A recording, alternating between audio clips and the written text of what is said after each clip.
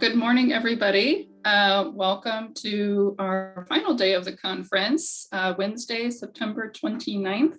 I woke up this morning and told my kids it was Thursday, so it's not Thursday, it's Wednesday. So happy to have you here and really looking forward to the two sessions today.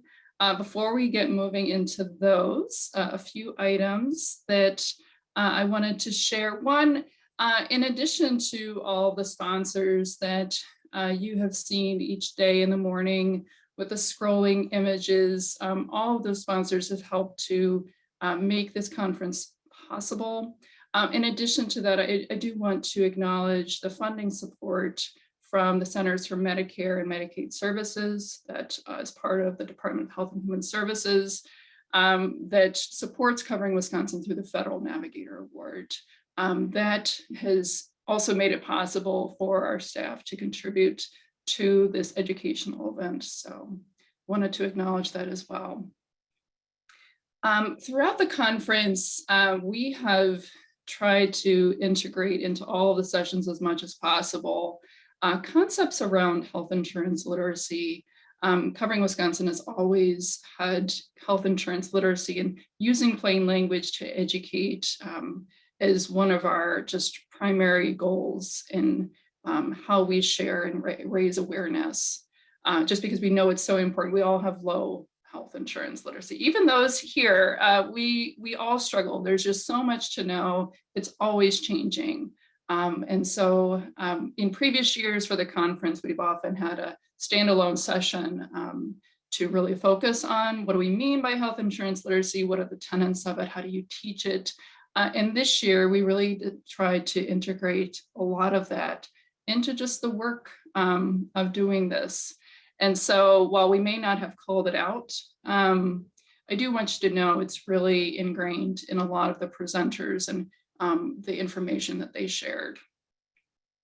That said, I also did want to share, for those of you who especially might be newer, I'm going to go ahead and share my screen. In case it is of interest and useful to you, Covering Wisconsin has provided and developed over the years quite a bit of resources. Again, pretty much all of the resources that we develop really have health insurance literacy tenets and core principles in mind of keeping things very simple and plain language and using imagery to help express meaning, making it visually appealing. We do have some how-to sheets that are especially focused on that. So I'm just going to click on this. So this is obviously through our homepage, the resources tab. If you go to the how-to sheets, whether you're explaining this to a consumer or other professionals, even for yourself, we at Covering Wisconsin often turn to these resources as reminders to ourselves of various pieces about health insurance. And you'll see that our how-to sheets are really divided into different sections, how to sign up, and just different aspects of health insurance. There's a section on Badger Care Plus, Marketplace. I'm not obviously going to go through all these. I do encourage you, again, if this is new information to you, if you're new to providing enrollment assistance, I think these can be really useful. There are many other resources out there available. These are really Wisconsin specific, but nationally there are other organizations that provide information too. So sometimes it's a matter of finding what works for you or the person that you're trying to assist. So I just wanted to share that piece. I also wanted to, as we did yesterday, take a moment to do a couple more polls. Yesterday, we focused on better understanding where everybody is in terms of providing in-person support, either through appointments or through outreach. And today, I want to look at, and I'm curious to gather information from everybody. What is your plan in terms of how much of your time on your job is going to be dedicated to outreach and enrollment assistance during open enrollment, and then again after. So I'll give Courtney a moment. There it is. Okay. So I'll go ahead and I'll read them, and then please do go ahead and start completing these. So the first question is, during open enrollment, how much of your job will be dedicated to health insurance outreach and enrollment? All of my time, most, but not all, only some, or very little or none. And then similar question for number 2, but after open enrollment, how much of your job will be dedicated to health insurance outreach and enrollment? All of my time, most, but not all, only some, very little or none. So I'll give you a little bit, maybe about 15, 20 more seconds to complete all of that.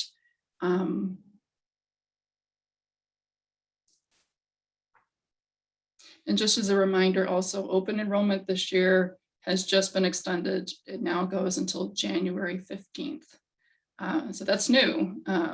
So whether you're new to this work or you're a seasoned veteran, just a good reminder, it's a little different this year, and especially as we get towards the holidays, folks will still be able to enroll.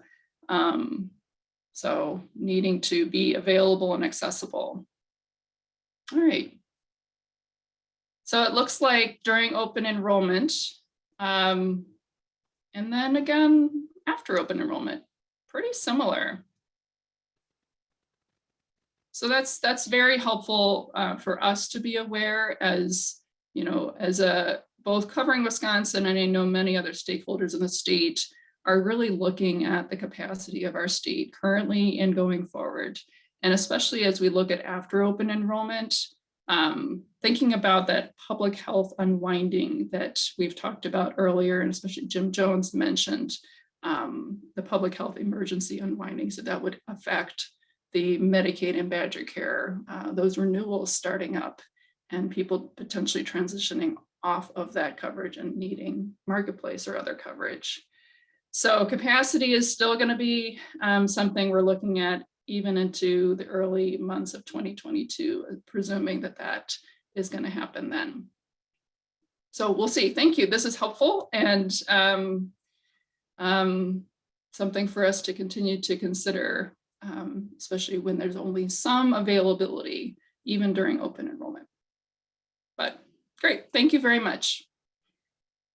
Okay. Let me see.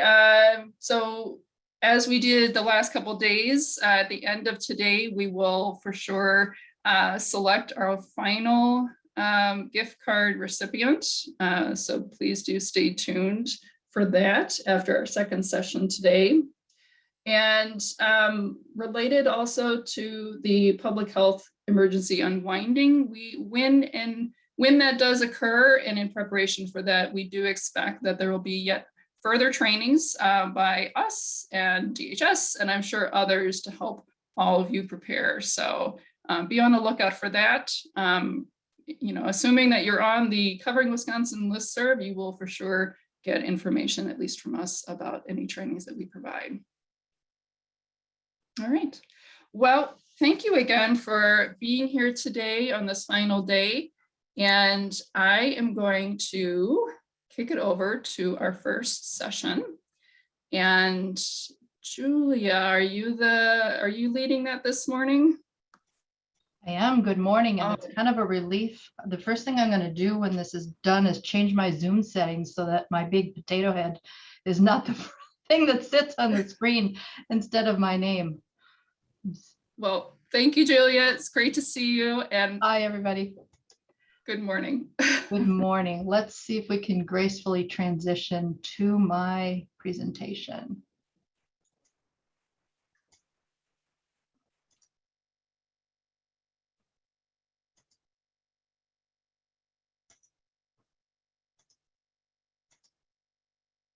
Wonderful. There we are. Good morning, everybody. Welcome to Advanced Medicaid Topics. And I see Ka is on the screen there, and Sai, if you can turn your camera on, and we'll get to our introductions. We'll see if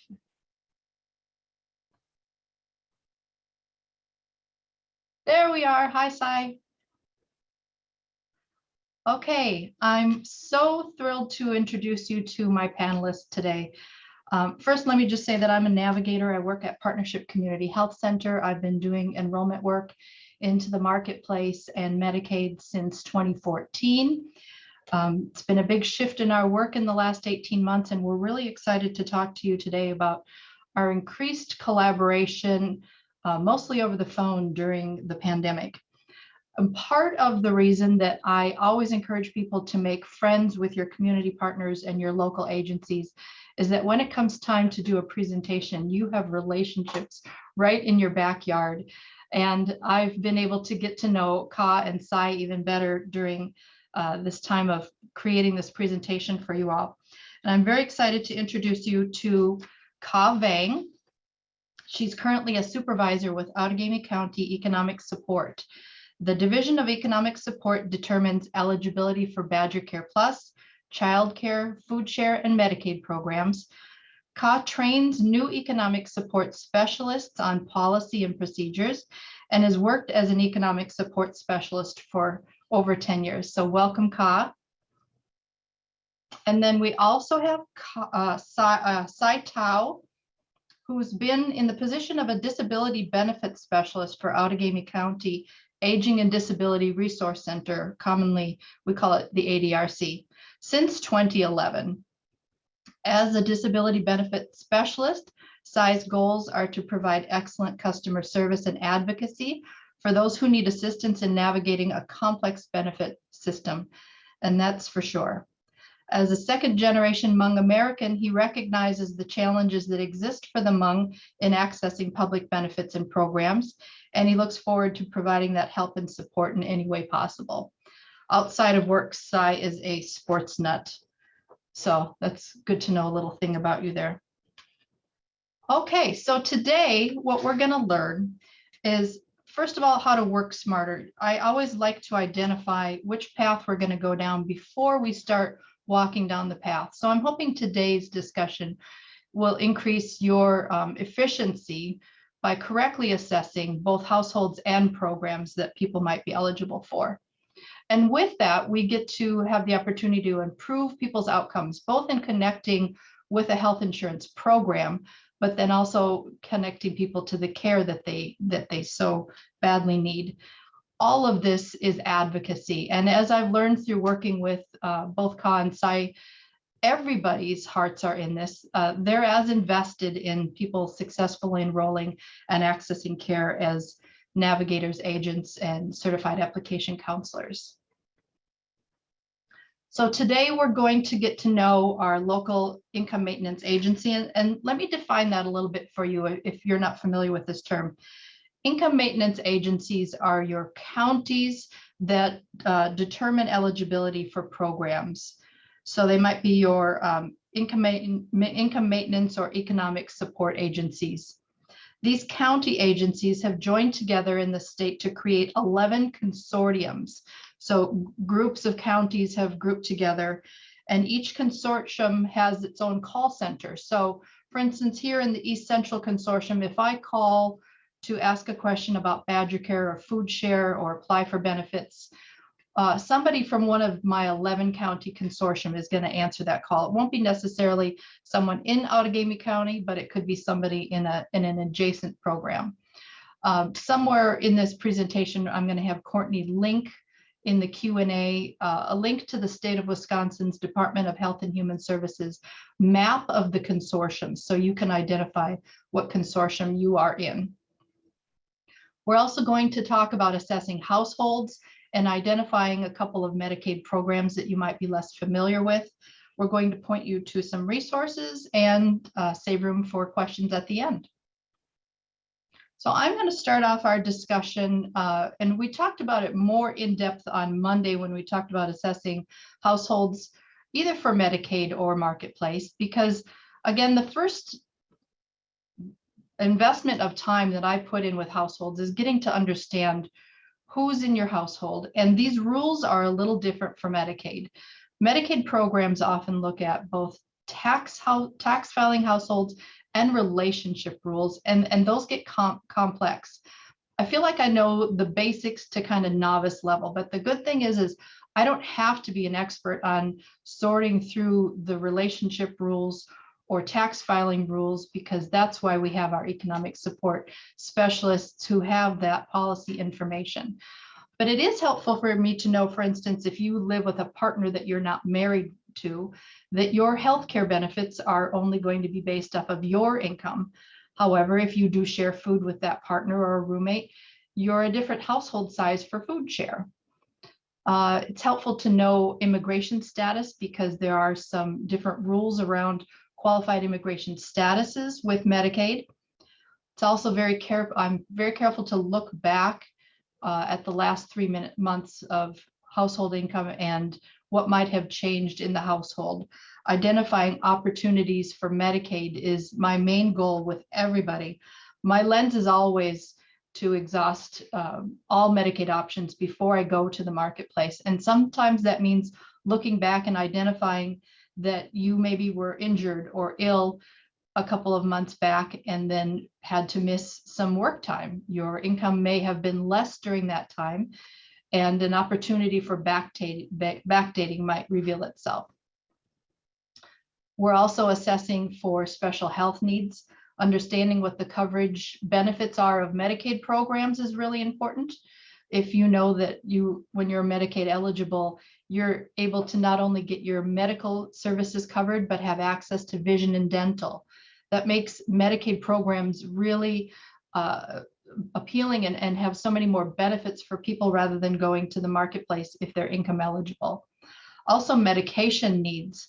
Before I check to see if a Medicaid program might be good for you, if you have a really strong need to have a specific medication. In fact, Cy helped me look on the Forward Health Portal the other day to see if, what was it, Fresenius, a very expensive $5,000 a month biologic for asthma, is a covered medication. So again, understanding people's medication needs and whether or not it makes sense for you to be on a Medicaid program if you're eligible, if you can get the meds that you need.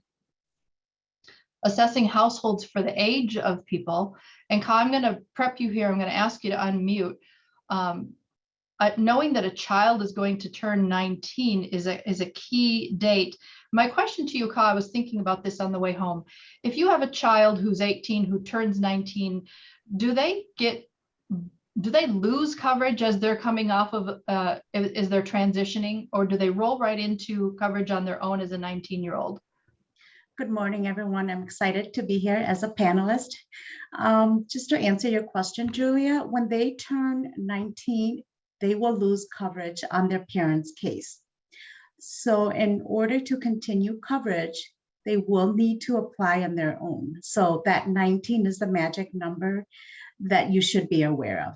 Great. So then as a sister, if I'm talking to a parent who has an 18-year-old in the household, I want to make them aware that when that child turns 19, they're going to lose their coverage, that they should watch their mail for this notification from the state of Wisconsin and make for sure we get that 19-year-old then connected to coverage based off of their scenario, whether they're still counting their parents' income in their household, or if they're not being claimed as a tax dependent anymore, we're looking only at their income. And then the last point here is that sometimes parents have access to health insurance that needs to be considered when we're applying for coverage for children. So my point is there are a lot of complexities in Medicaid programs. I don't feel like I have to know all the answers because Ka and Cy have the answers that we need. So we're going to work right now with Ka. And let me just tell you, when we pivoted to over the phone applications, stopped seeing people in our offices back in March of 2020, I pivoted completely to doing most of my work with the economic specialists over the phone, and that was a big transition for me.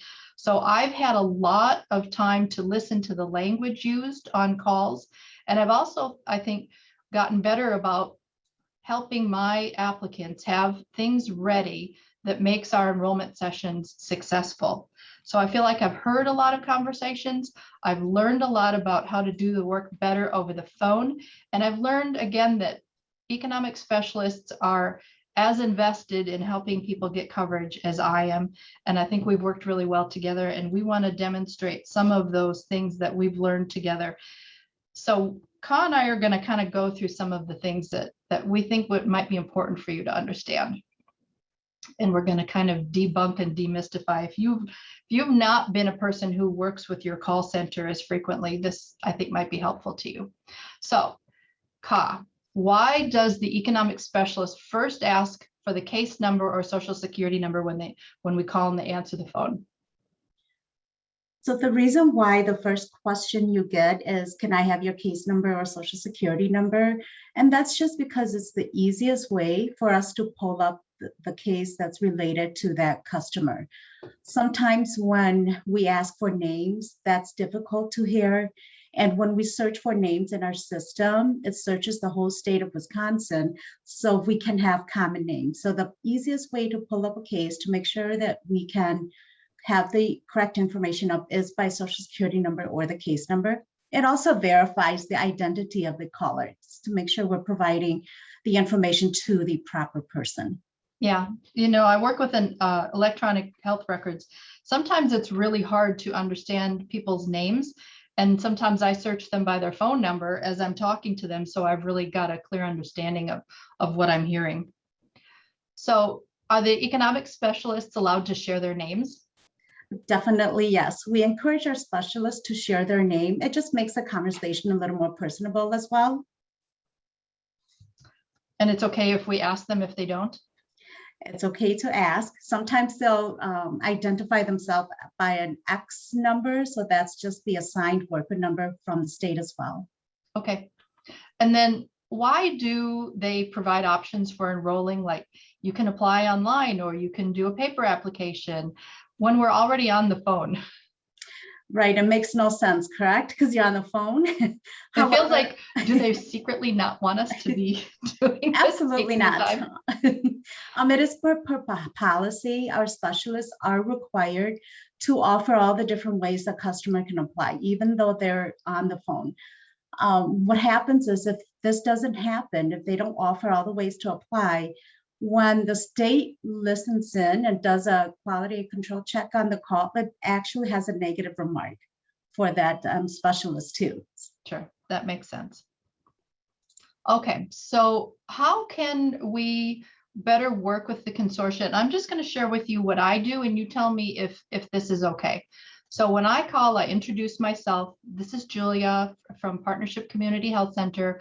I'm here on the phone with Robin, and she'd like to apply for Badger Care today. And then I mute myself. Is that okay to do? Is that your preferred way? Should I introduce myself and the person? Absolutely. I think that is the best way, one of the best practice, because then what we do is we actually notate who we are speaking with in the case as well. And you and I didn't cover this in our prep, but could an agent help someone call, or somebody from another agency like a shelter? Could they facilitate calls? Anyone can facilitate the call. We would ask the customer for permission just to make sure that we can share their private information. Yeah, and you always do that. Yeah. Okay. Why do the calls always sound so scripted? Can you go off script? Because we have scripts, and we have scripts that we are mandated by state and federal policies that we have to make sure everything gets covered. So it is scripted. We do encourage our specialists to reword or rephrase some of these scripts just to make it better for the customer so they have a better understanding. Yeah, I've noticed that you go by script first, and then if there's like some confusion or someone doesn't understand how to answer that, then they can. And the more experienced ones are really good at finding different language to help someone understand. Okay, so sometimes people call and they say, I was denied Badger Care. Can we go through some of the reasons why that might happen and how we can help people resolve that? Yes, so the most common reason why benefits were denied, it's because they didn't provide the verification that's requested, or sometimes they'll submit verification, it's not the correct ones. Okay, so enrollment assisters then can coach people to utilize the My Access app with the push notifications or the Access website. I also, that's such a nice electronic way for people to do it, and everybody has a smartphone. They can figure out how to do that. we offer people to be able to come in and drop off items to be faxed as well. Another reason why the application may be denied is because they received a summary, so a printout of everything that we have on file for them. Some of those information may be incorrect. So when that's the case. So, and we talked about this on our session on Monday too, that sometimes when applications come over from the marketplace, they are really messy on your end. And if we didn't call to help clean that up or clarify information, it could get denied just because what you're seeing. But I've also called with people who haven't called and reported changes. They've had multiple job changes, or people have been in or out of the house and they're just messy, right?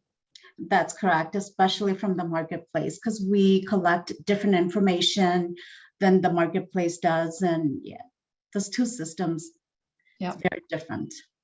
Another very common reason would be our system is able to collect other information from we call it our data exchange. So sometimes we'll discover jobs that maybe has not been reported. Sometimes we'll get reports from other customers, fraud reports, or any type of report. So there may be information that we are not aware of. So we would be requesting that information from the customer. So most importantly, it's important that they report things timely. Yeah, and a lot of people don't report things in a timely manner. We try and reinforce that messaging.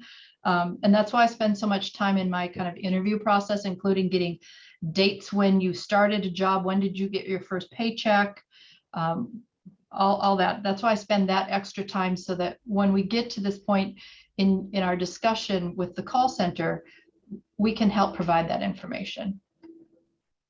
Okay, so we're always interested in knowing how the sausage is made. So sometimes we get put on hold. What's happening when we get put on hold? So sometimes when you are on hold because the specialist may be reading case comments or case notes on that case, just so the specialist can understand what's happening on the case. Other times they may be asking for assistance from a lead, just to make sure that they are providing the accurate information to your customer. And then we do a lot of things in the call center, and it's some of the tasks that they do may require concentration. So when they're updating or processing a case, they may just need that little concentration time. So that's why they will put people on hold. Yeah.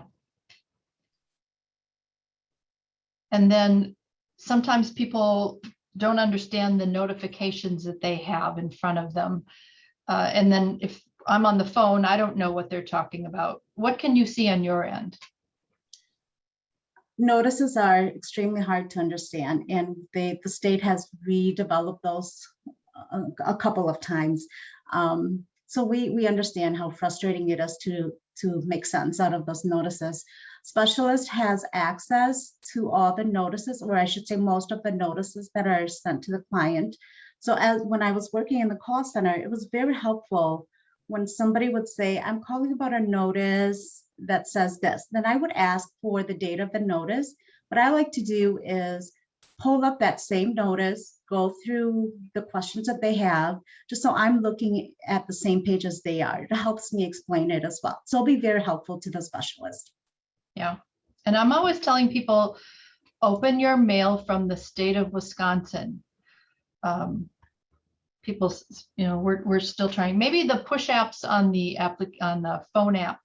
I think we're going to be talking about, well, we're not, but apps on the phone, I think, are so much more accessible than opening your mail. Who knows where mail goes?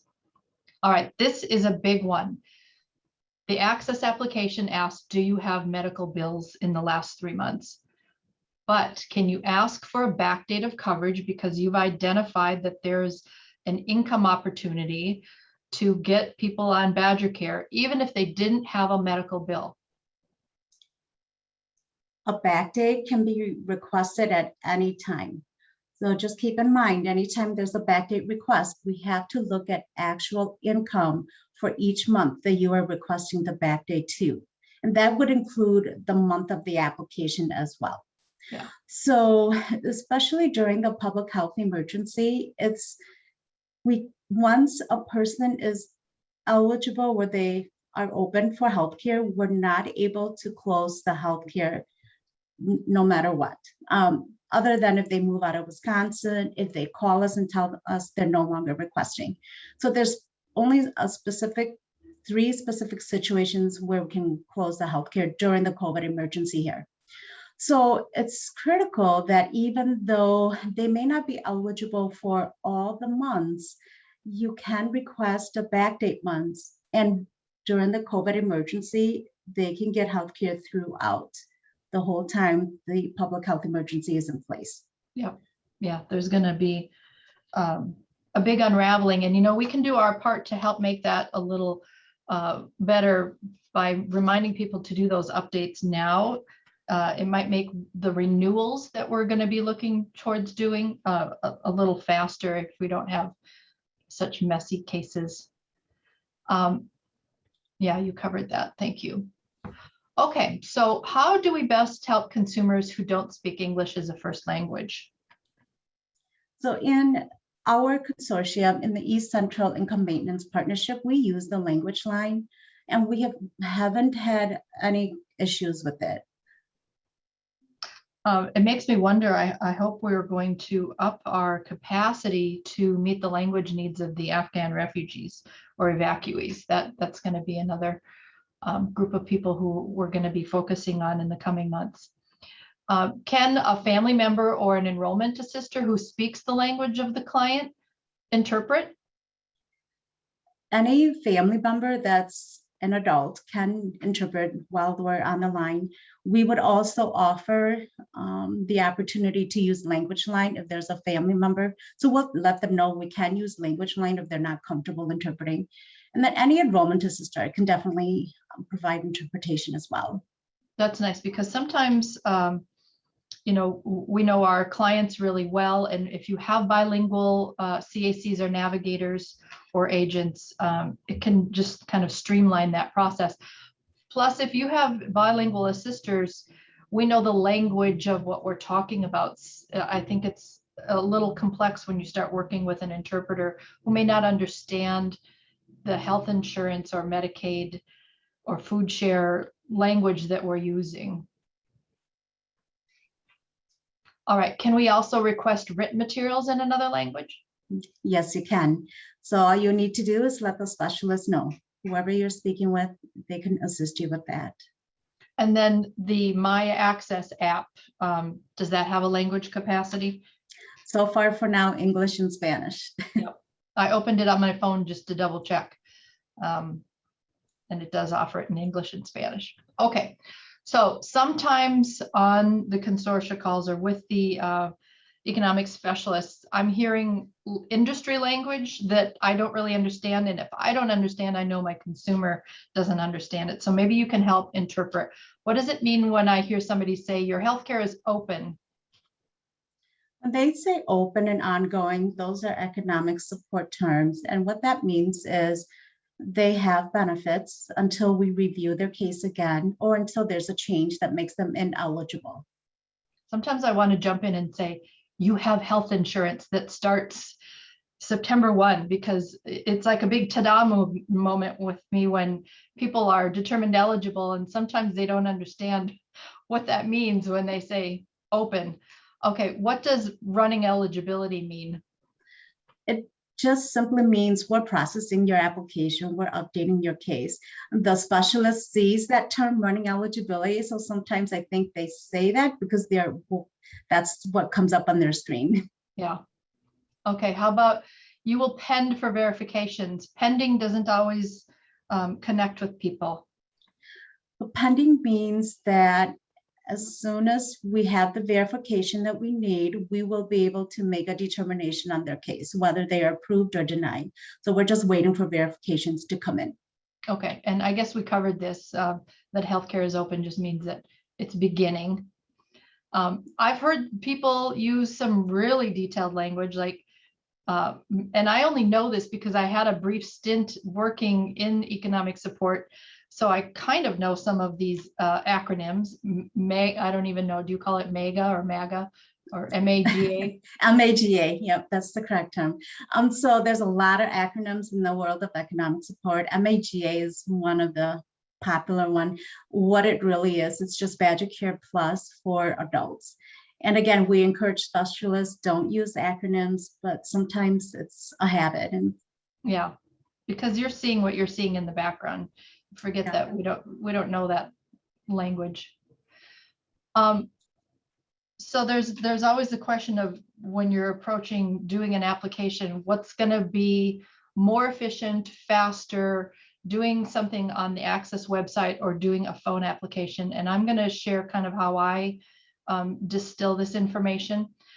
If I know somebody, if I have all their information, if I know they haven't worked for a couple of months, if I think that it's a fairly straightforward case that if I put the information in Access, I could either possibly get an immediate determination or not have to submit any documents because I think we've got everything there.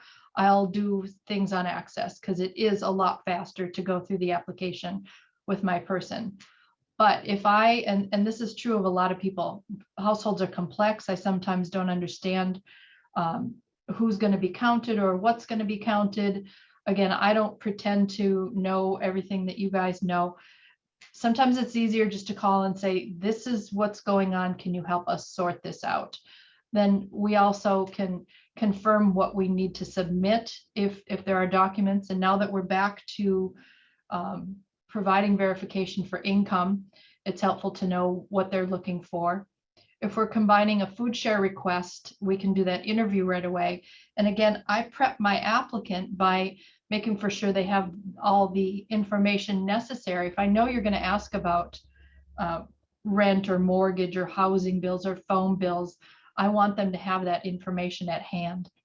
And we still sometimes get an immediate determination over the phone. Do you have anything to add to that way that I assess things? No, I don't. I think you do a very good job, Julia. Well, we've had a lot of practice. Okay, so when I'm preparing my applicant for the call, I first confirm, do you have time to do this? Because I've maybe spent 15 minutes with you just having a conversation and understanding who is in your household, and to commit to another 45 minutes on the phone with the consortia may or may not work in their schedule. I let them know what it's going to look like when we call. They're going to ask you if it's okay that I'm on the line. They're going to go through their application process. You're going to provide your verbal signature at the end, which means you just let them know, you tell them your name, the time and the date.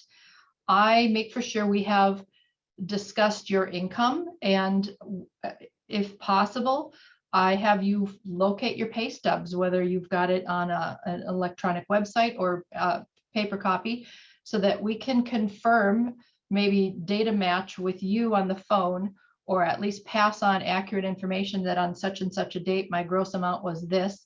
Back in the days where before we had to verify income, that best available information was really helpful in providing an immediate determination. I don't think we would have been denied anyways, but if I was able to help people provide really accurate information. I sometimes identify a program that I think they might qualify for. The notification came out a couple of weeks ago that I'm going to forget the definition. People from the COFA nations, and there was a big discussion about who they are, and I'm sorry that I don't remember the acronym right now. If somebody has it, you can put it in the Q&A.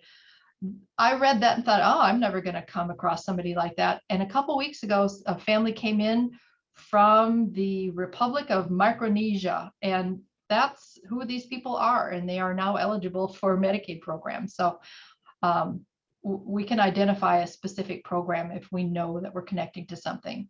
And then I have people submit their documents to me. Sometimes it's very helpful. For instance, if you have a complex name or your household has multiple complex names, if you can email me your information and I can read clearly how your name is spelled or accurately identify a date of birth, I think that's helpful on the call.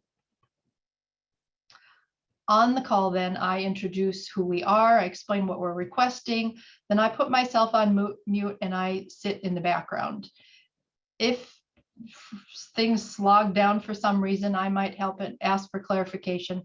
I take notes so that I'm tracking the conversation. And at the end, if somebody really needs to access care soon, we can ask for the Medicaid number even before it appears on the Forward Health portal. Then afterwards, I can, and I've gotten pretty good at my conference calling, I can drop the call with the consortium and check with my person about their comprehension. We do a little teach back, confirm that they understand what they need to submit for documents, talk to them about the My Access phone app and downloading that. We can talk about requesting a replacement Forward Health or Quest card and provide that phone number. We can talk about covered services and start that conversation about accessing care. Talk about reporting requirements. Again, I don't think you can talk about that too much. And then prepare for the HMO selection. Okay, before we launch into the Medicaid programs, Courtney, are there questions that you feel like we could touch right now? There are. There were quite a few questions about the language line, so I thought we could just lump some of those together. If you guys wouldn't mind just sharing a little bit more about what that is, how you access it, and then also if you can use it in addition to Medicaid and DHS program, other Medicaid programs, if you can use it for the Marketplace and Well Woman program as well. So I'm not sure what other agencies or entities are using that for. I know with the county, I believe we have some kind of agreement or contract with the language line, and we are given a specific access. So each worker is given a specific access to use language line with any of our economic support programs. So I think that's something that each agency would have to seek out and to see if it would work for them. I don't know if ADRC side, you guys use language line as well, right? I believe that's a county. It's out of Gamey County. And I know our consortium uses that as well. So I think that's individually, the agencies would have to connect with language line. If Well, you want. Yeah, I'll share that, as a health center, we also have contracted with a language line that I don't think is the same agency that you are. And so I might need to use a language line to have the initial interview, but we pay for that contracted time. So honestly, I may then terminate my conversation with the language line that we're paying for, because I know that when we call you, we can request services in another language and you will connect to a language line. Yes, we do. Thank you guys. And then one similar question, if you could share what languages are available for written notices, or if there's a place where we can go to see what languages are available. We have the forms that the state has developed has several different languages if we're looking at forms, but I think it would really, for now, it's Spanish and Hmong. Those are the most two common. So anything that comes through our system would be in Spanish and Hmong for now. Some forms have been translated to other languages. And I bet Maciel is in the background. If Maciel could drop in the Q&A any information that she would have, that would be helpful. Courtney, should we move on? We have a couple of clarifications just about the PHE that I thought we're going to talk a little bit more about the public health emergency in the closing plenary too. So I don't think we'll go into too much detail. But there was one question just from the very beginning around children turning the age of 19 that I wanted to go back to before we move on. And it was, if a child turns 19 and is still in high school, do they lose coverage immediately, or does it wait until they're out of high school? They do lose coverage in the month that they turn 19 years of age. Thanks. So that's outside of the public health emergency. So right now they will not lose coverage, but outside of the public health emergency, they would. Thank you for that clarification. And then we do have some other questions, but I'm going to table them for now, and hopefully we'll have more time later on for questions. Great. All right.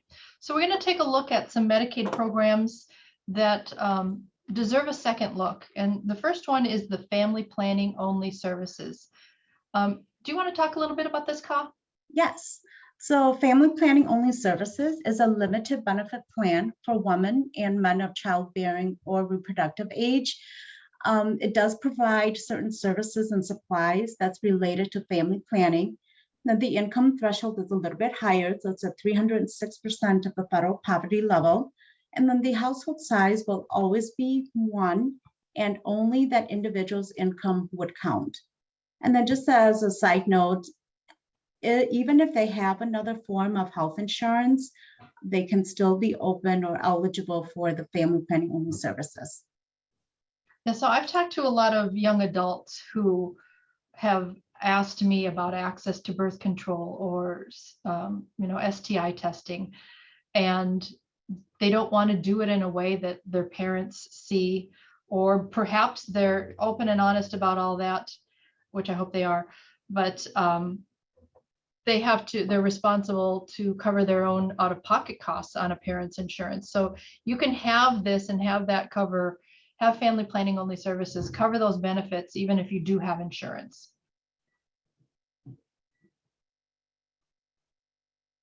Okay, Badger Care Plus prenatal program cost. So this is just another sub-program of Badger Care Plus, and this is for pregnant women who meets all the rules for Badger Care Plus, but they don't qualify because of their immigration status. So they must not have current or past access to health insurance, and they must not be covered under a current insurance plan. There's no backdating for this one. So it's important to apply as soon as they know they're pregnant. Coverage does go back to the first of the month that they apply. Another unique thing about the prenatal is they cannot get those additional 60 days after the baby is born. Their healthcare coverage ends in the month that the baby is born. Of course, just to reiterate that during the public health emergency, once they're eligible, we have to keep them on.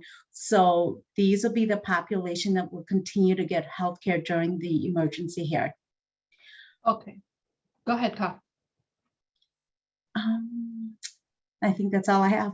All right, so what I wanted to reinforce is that all pregnant women in Wisconsin should have access to prenatal care.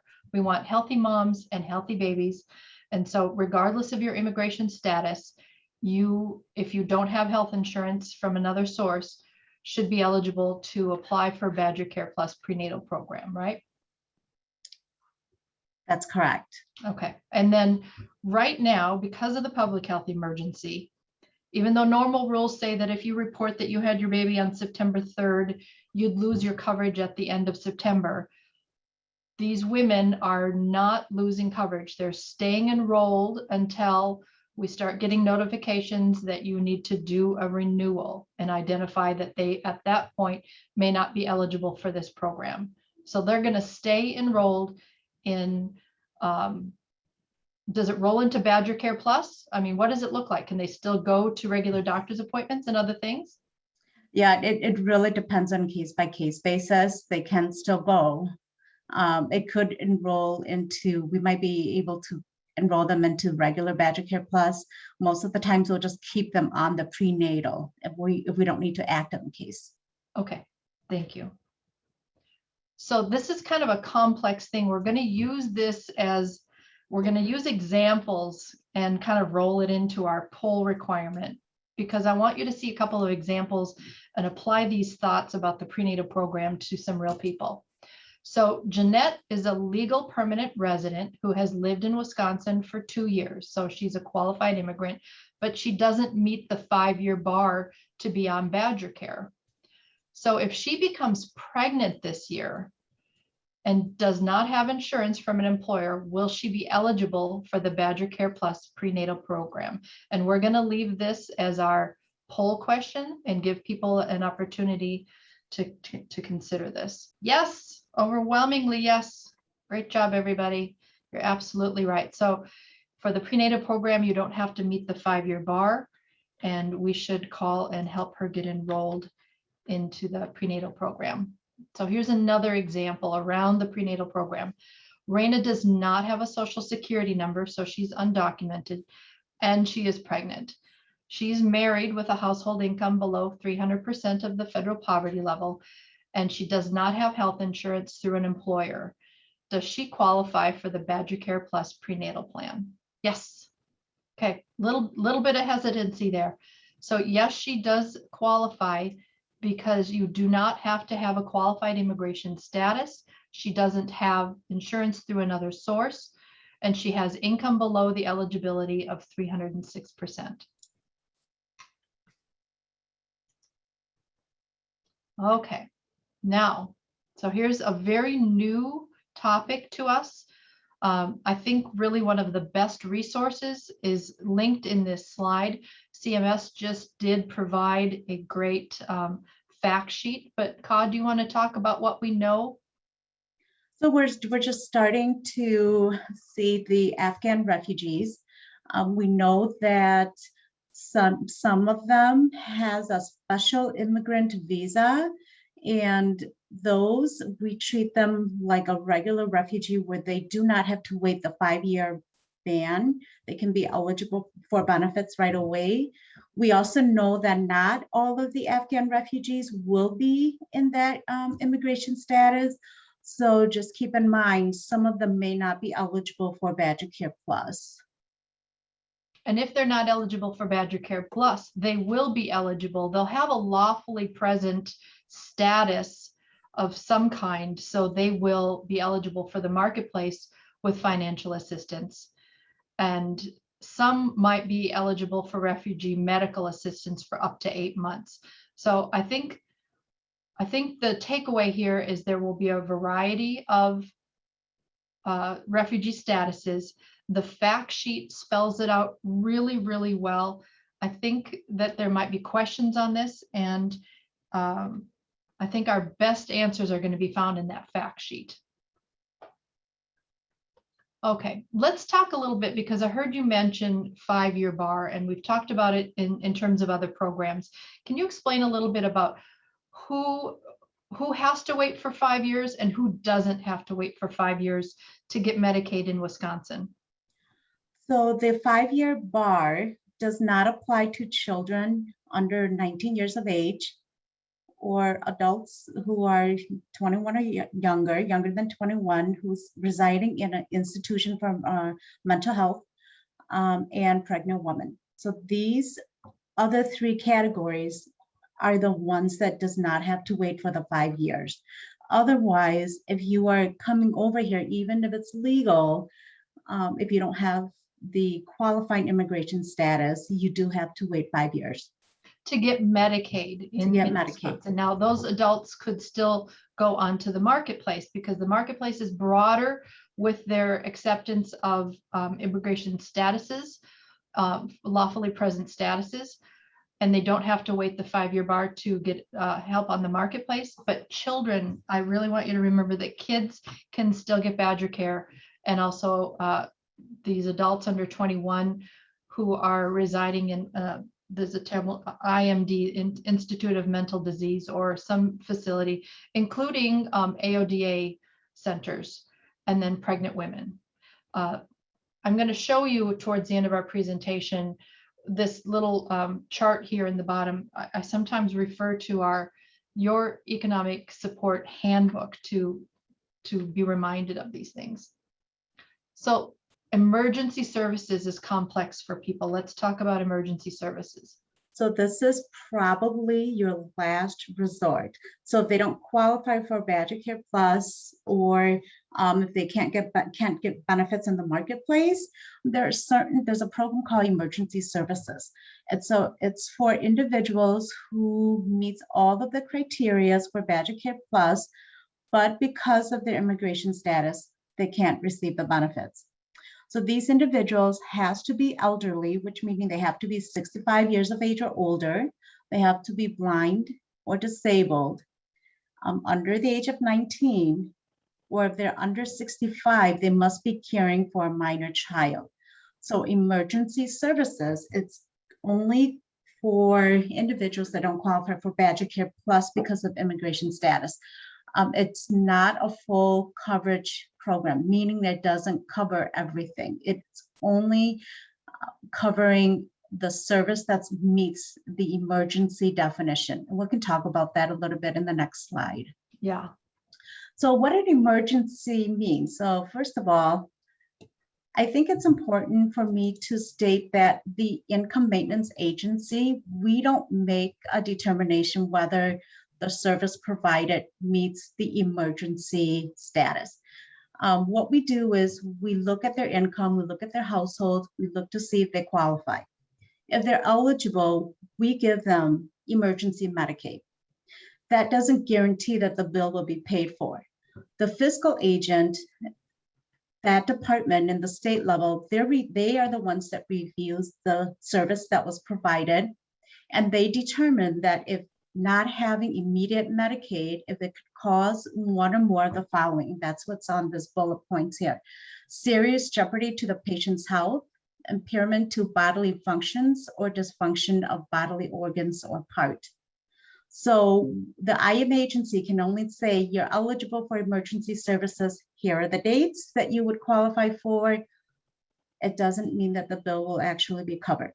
Just as a side note though, all labors and delivery services are considered emergency services, and those would be paid for.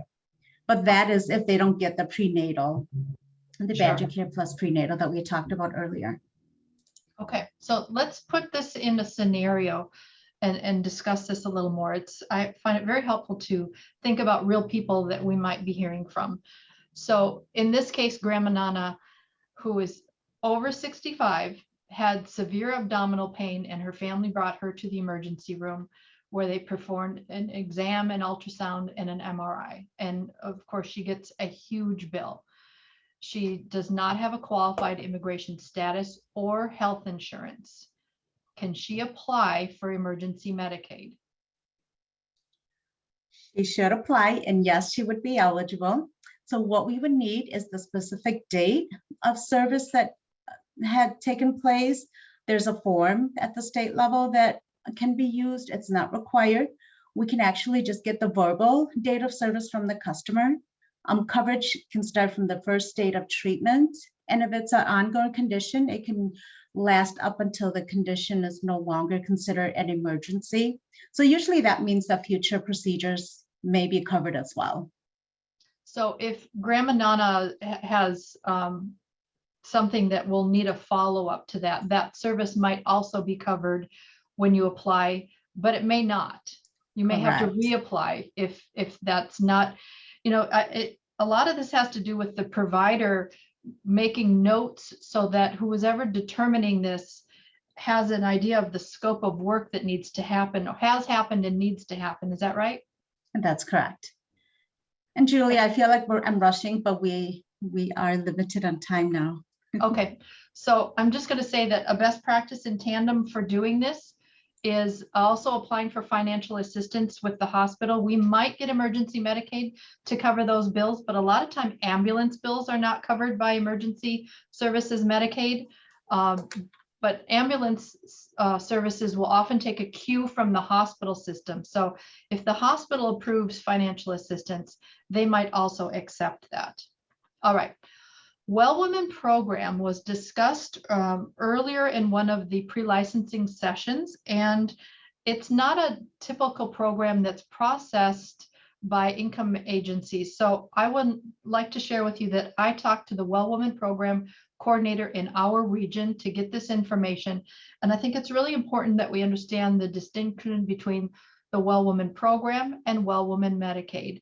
And the reason CAW is not doing this is that this does not go through income maintenance agencies, right, CAW? This goes through a Well Woman coordinator, and we have it linked here at the bottom of the screen how to find the Well Woman coordinator in your area.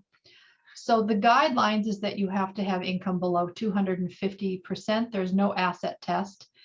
You need to be between 45 and 64. And in some limited cases, if you're younger than 45, have a conversation with your Well Woman coordinator. And this pays for screenings and diagnostic services related to breast or cervical cancer. So you can be enrolled in the Well Woman program if you have insurance. For example, a lot of people have insurances with very high deductibles, and if they were to pay for their diagnostic testing out of their own insurance plan, it would be very expensive.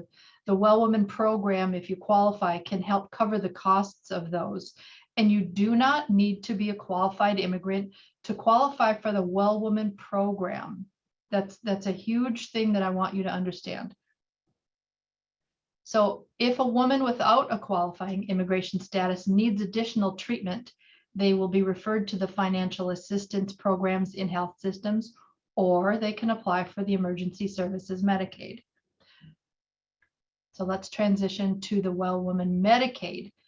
If testing leads to a diagnosis and you have no insurance of any kind, that Well Woman program coordinator can help you enroll in Well Woman Medicaid, which is full benefit Medicaid. But for the Medicaid program, you do need to have a qualifying immigration status. Unlike Badger Care Plus, you don't need to meet the 5-year bar. If a woman needs ongoing treatment, she could stay on the Well Woman program as long as medically necessary. So this means you would be eligible for full benefit Medicaid under that 250% federal poverty level for as long as medically necessary. So I'm going to give you an example that I hope will help us understand this a little better. Isabel has concerns about her breast.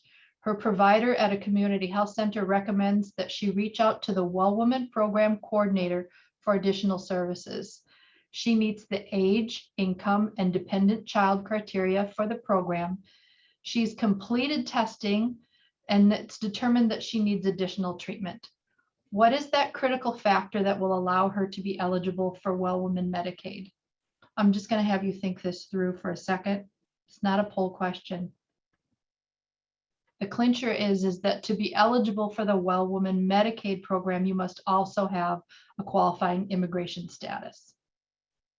So I hope that's been helpful for us to understand the Medicaid versus the Well Woman program. And these slides will be available for you on the conference website if you need a reminder, or even better, identify your Well Woman program coordinator in your region, establish a relationship, get some of their materials, and start thinking about how to hear women with these concerns and think about them in terms of this program. Before we move on to our discussion with Cy, Courtney, can we take a moment to see if there are questions? We do have quite a few questions, but we're at about 10:10 already, and I want to make sure that you guys have enough time to talk through with Cy too. So Ka is actually going to do some responding right in the Q&A with written responses while you guys are presenting. And then I also just want to encourage everyone that has detailed questions to also plan to attend our office hours session on Friday as well for some additional follow-up. And we can take some of these questions back and follow up as well. So okay, Cy and I prepared for this kind of inevitability that we'd be crunched at the time. So our most important message is going, and I'm just going to say Courtney and Stephanie Sievers with her Medicare panel was really thorough. So I feel like some of this has already been done. What Cy and I want to talk to you about is the MAP program. So let's focus on that, Cy. Yeah, good morning, everyone, and I'm looking forward to joining you guys for this time period that we have left. Yeah, so the MAP program is a state of Wisconsin Medicaid program for the individuals with disabilities who are working or are interested in working or are able to set up some sort of work so that they can have the same healthcare benefits offered through the traditional, historical Medicaid programs that are out there. So Medicaid purchase plan, there's a couple requirements, financial and non-financial requirements, and they're laid out there on the screen. Some of the biggest things is the assets.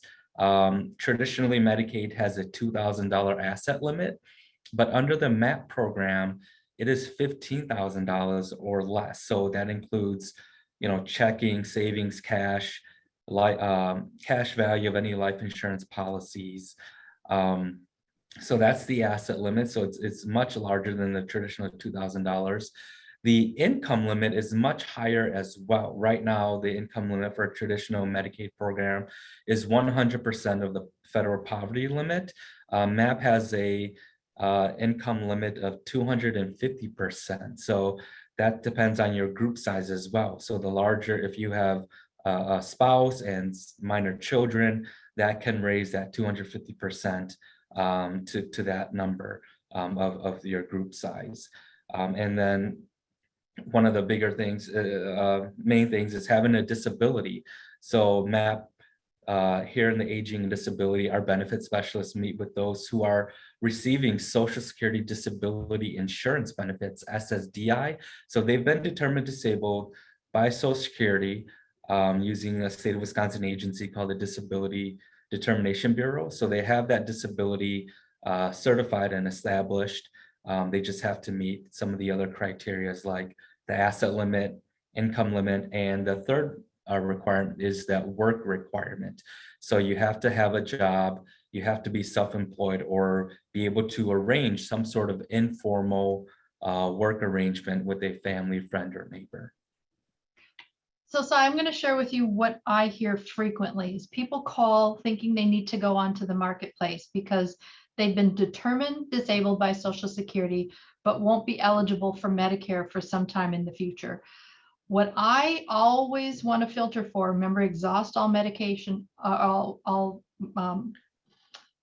Medicaid options first, is what's your household income? And I'm screening for income under 250%.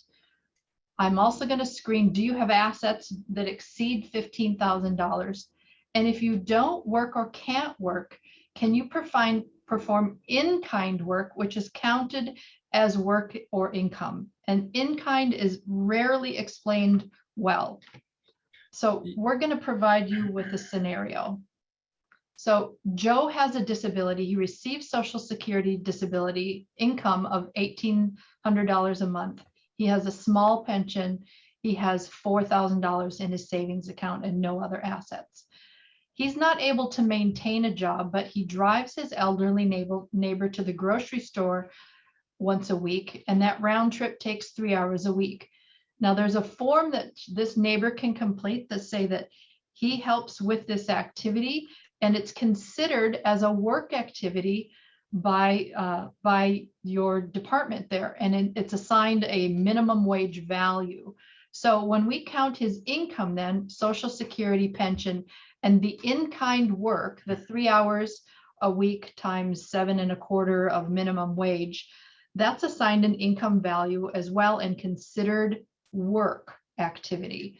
So now his income total is $2,237, which is less than 250% of the FPL. Right. And I want to show you the magic of this because this is absolutely incredible to me. So his monthly income of $2,237 adds up to a yearly income of $26,844. Now the MAP program has a new way of calculating MAP premiums, which, by the way, MAP premiums and the work requirement are exempted right now during the public health emergency. Is that right, Cy? Correct. During the public health emergency, premiums and work requirement is suspended until it's lifted. Yep. So there's a new formula for calculating MAP premiums. If you have been doing this work for a while, you remember that below 150% would be affordable. Anything over that would be ridiculous, $500-600 for a premium. It didn't make any sense. But now, and you and I crunched these numbers, we followed the formula. This person's income qualifies him for a MAP premium of only $54 a month times 12 months of the year. His total out-of-pocket costs would be $747 to be on full benefit Medicaid that includes vision and dental. Now let's compare that to the marketplace. That $26,844 income annually does allow him to get a cost sharing plan, but at the higher end, or the least amount of cost sharing available, In our county, the second lowest cost, the benchmark, the silver benchmark plan is $53 a month. And then my agent friends have always taught me to look at health insurance in terms of you may meet your out-of-pocket max. So you need to calculate that into your kind of risk portfolio. You may have to spend all those out-of-pocket dollars. So if he were to go onto the marketplace and have to use all of his insurance benefits for the year, he could be spending almost $7,500 in the year and not having the benefit of the vision and dental. So this is huge to me, huge, huge, huge. Again, if you're hearing, I have been determined disabled by Social Security, marketplace is not the first place to look. Calculate income, and if we find income under 250%, then start looking at assets. And this is just an amazing way for people to get full benefit care. Yeah, again, MAP falls under the EBD Medicaid program, so elderly, blind, disabled. So if someone says they're on disability, they're on SSDI, we know that if you get SSI benefits, then you're automatically going to get Wisconsin Medicaid. But if you're on SSDI, then you've been determined disabled, and MAP is definitely something to consider, to screen for, to look at, and to discuss with anyone you come across. Wonderful. I want to leave time for questions, so I'm just going to get to the end here real quick. I have a link here. There are so many more Medicaid programs that I'd like you to be aware of. I encourage you to take a look on the Department of Health Services website. I've discussed a little bit the Badger Care Plus eligibility handbook. The link is here. I keep it bookmarked. Again, I don't think I need to be an expert in Badger Care eligibility, but there are times when I like to double check on what's counted income or how to count households. And there's a similar handbook for disability programs. So here's our contact information. Courtney, what would you like to prioritize in questions? We have quite a few just about MAP. And since we haven't talked too much about MAP, I thought we'd dive into maybe a few of those. Yeah. One, just to start off, is a clarification if someone needs to be on Medicare to qualify for MAP, or if they could apply for it in the 24 months between the qualifying disability and before Medicare starts.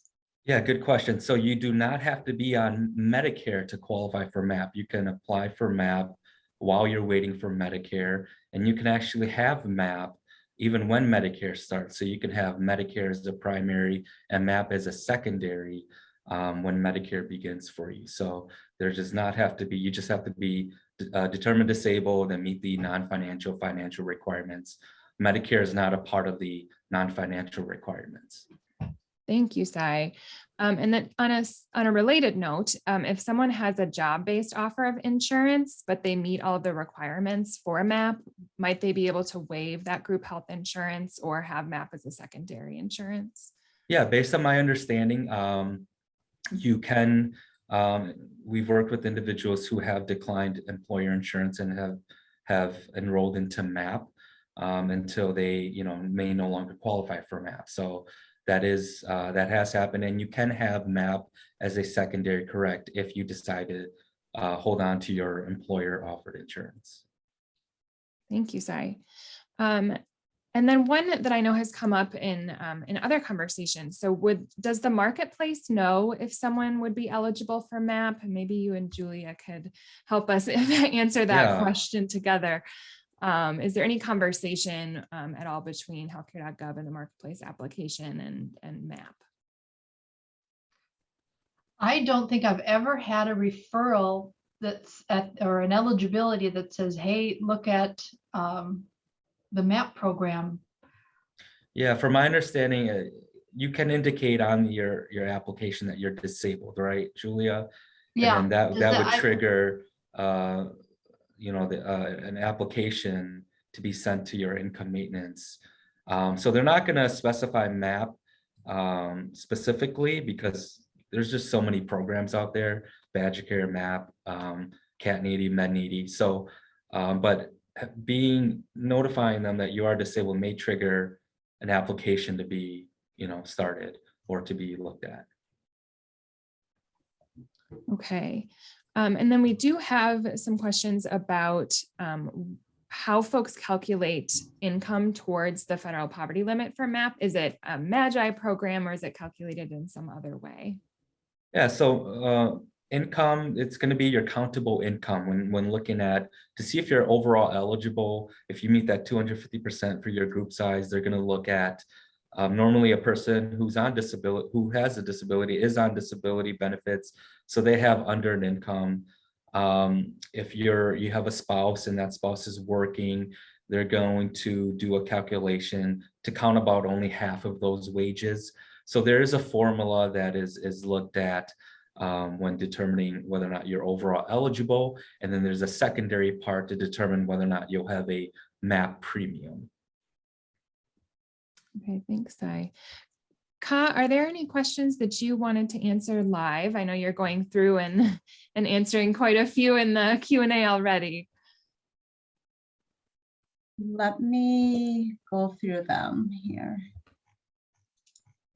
I also will just say we got a lot of wonderful questions from this session. Thank you all so much for sharing this great information. And we also can take back some of these and provide follow-up responses if you all are amenable to that. So we can also follow up with folks. And then, like I said, if you're interested in getting into some more specific scenarios or situations that you're personally running into and working on some of these cases, please do reach out and try and attend those office hours sessions on Fridays. I know on Friday that will be a great conversation. But I have to say that I don't think Ka is going to be able to join the office hours on Friday. And if you have this, I've seen some really great and specific questions in the Q&A.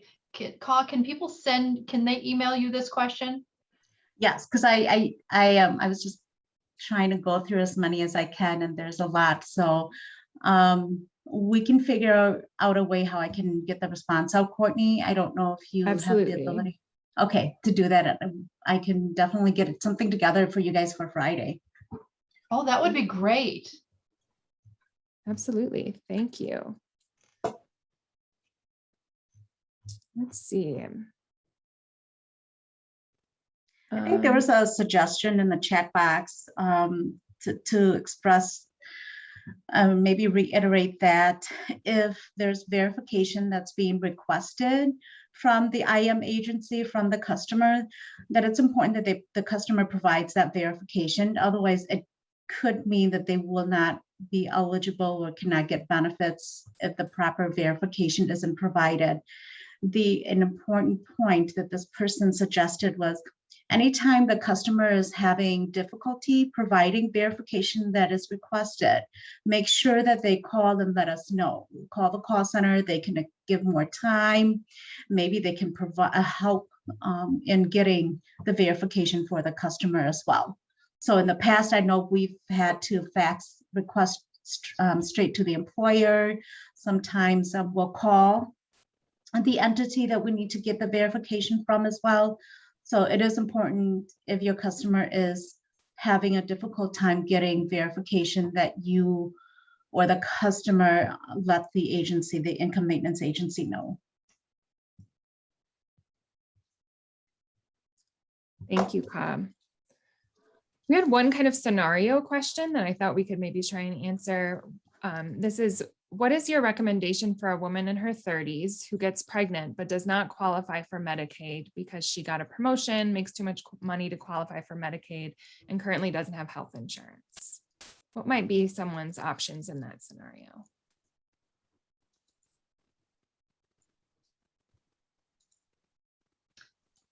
Well, if we're looking at the marketplace, if she's over Medicaid, first we have to eliminate whether or not she's offered health insurance through her employer. That would be the first step. And then if she's not offered health insurance through the employer, trying to work through a scenario in which we could get her onto the marketplace with the variety of SEPs that are available right now. Thanks, Julia. And then Sai, I'll ask you another question about MAP, if you don't mind. Yep. We had a question about if a spouse has a disability and is on MAP, can a person without a disability get an advanced premium tax credit on the marketplace? So I guess this might be a you and Julia question. Yeah, I think this might be a Julia one. I'm not sure on this one. I would If think in that spouses- scenario, you'd indicate your spouse had other coverage. And so I would apply for coverage on the marketplace for the spouse and indicate that the spouse with the disability had other coverage. Thanks, Julia. We do have a couple of questions about the Well Woman Medicaid program.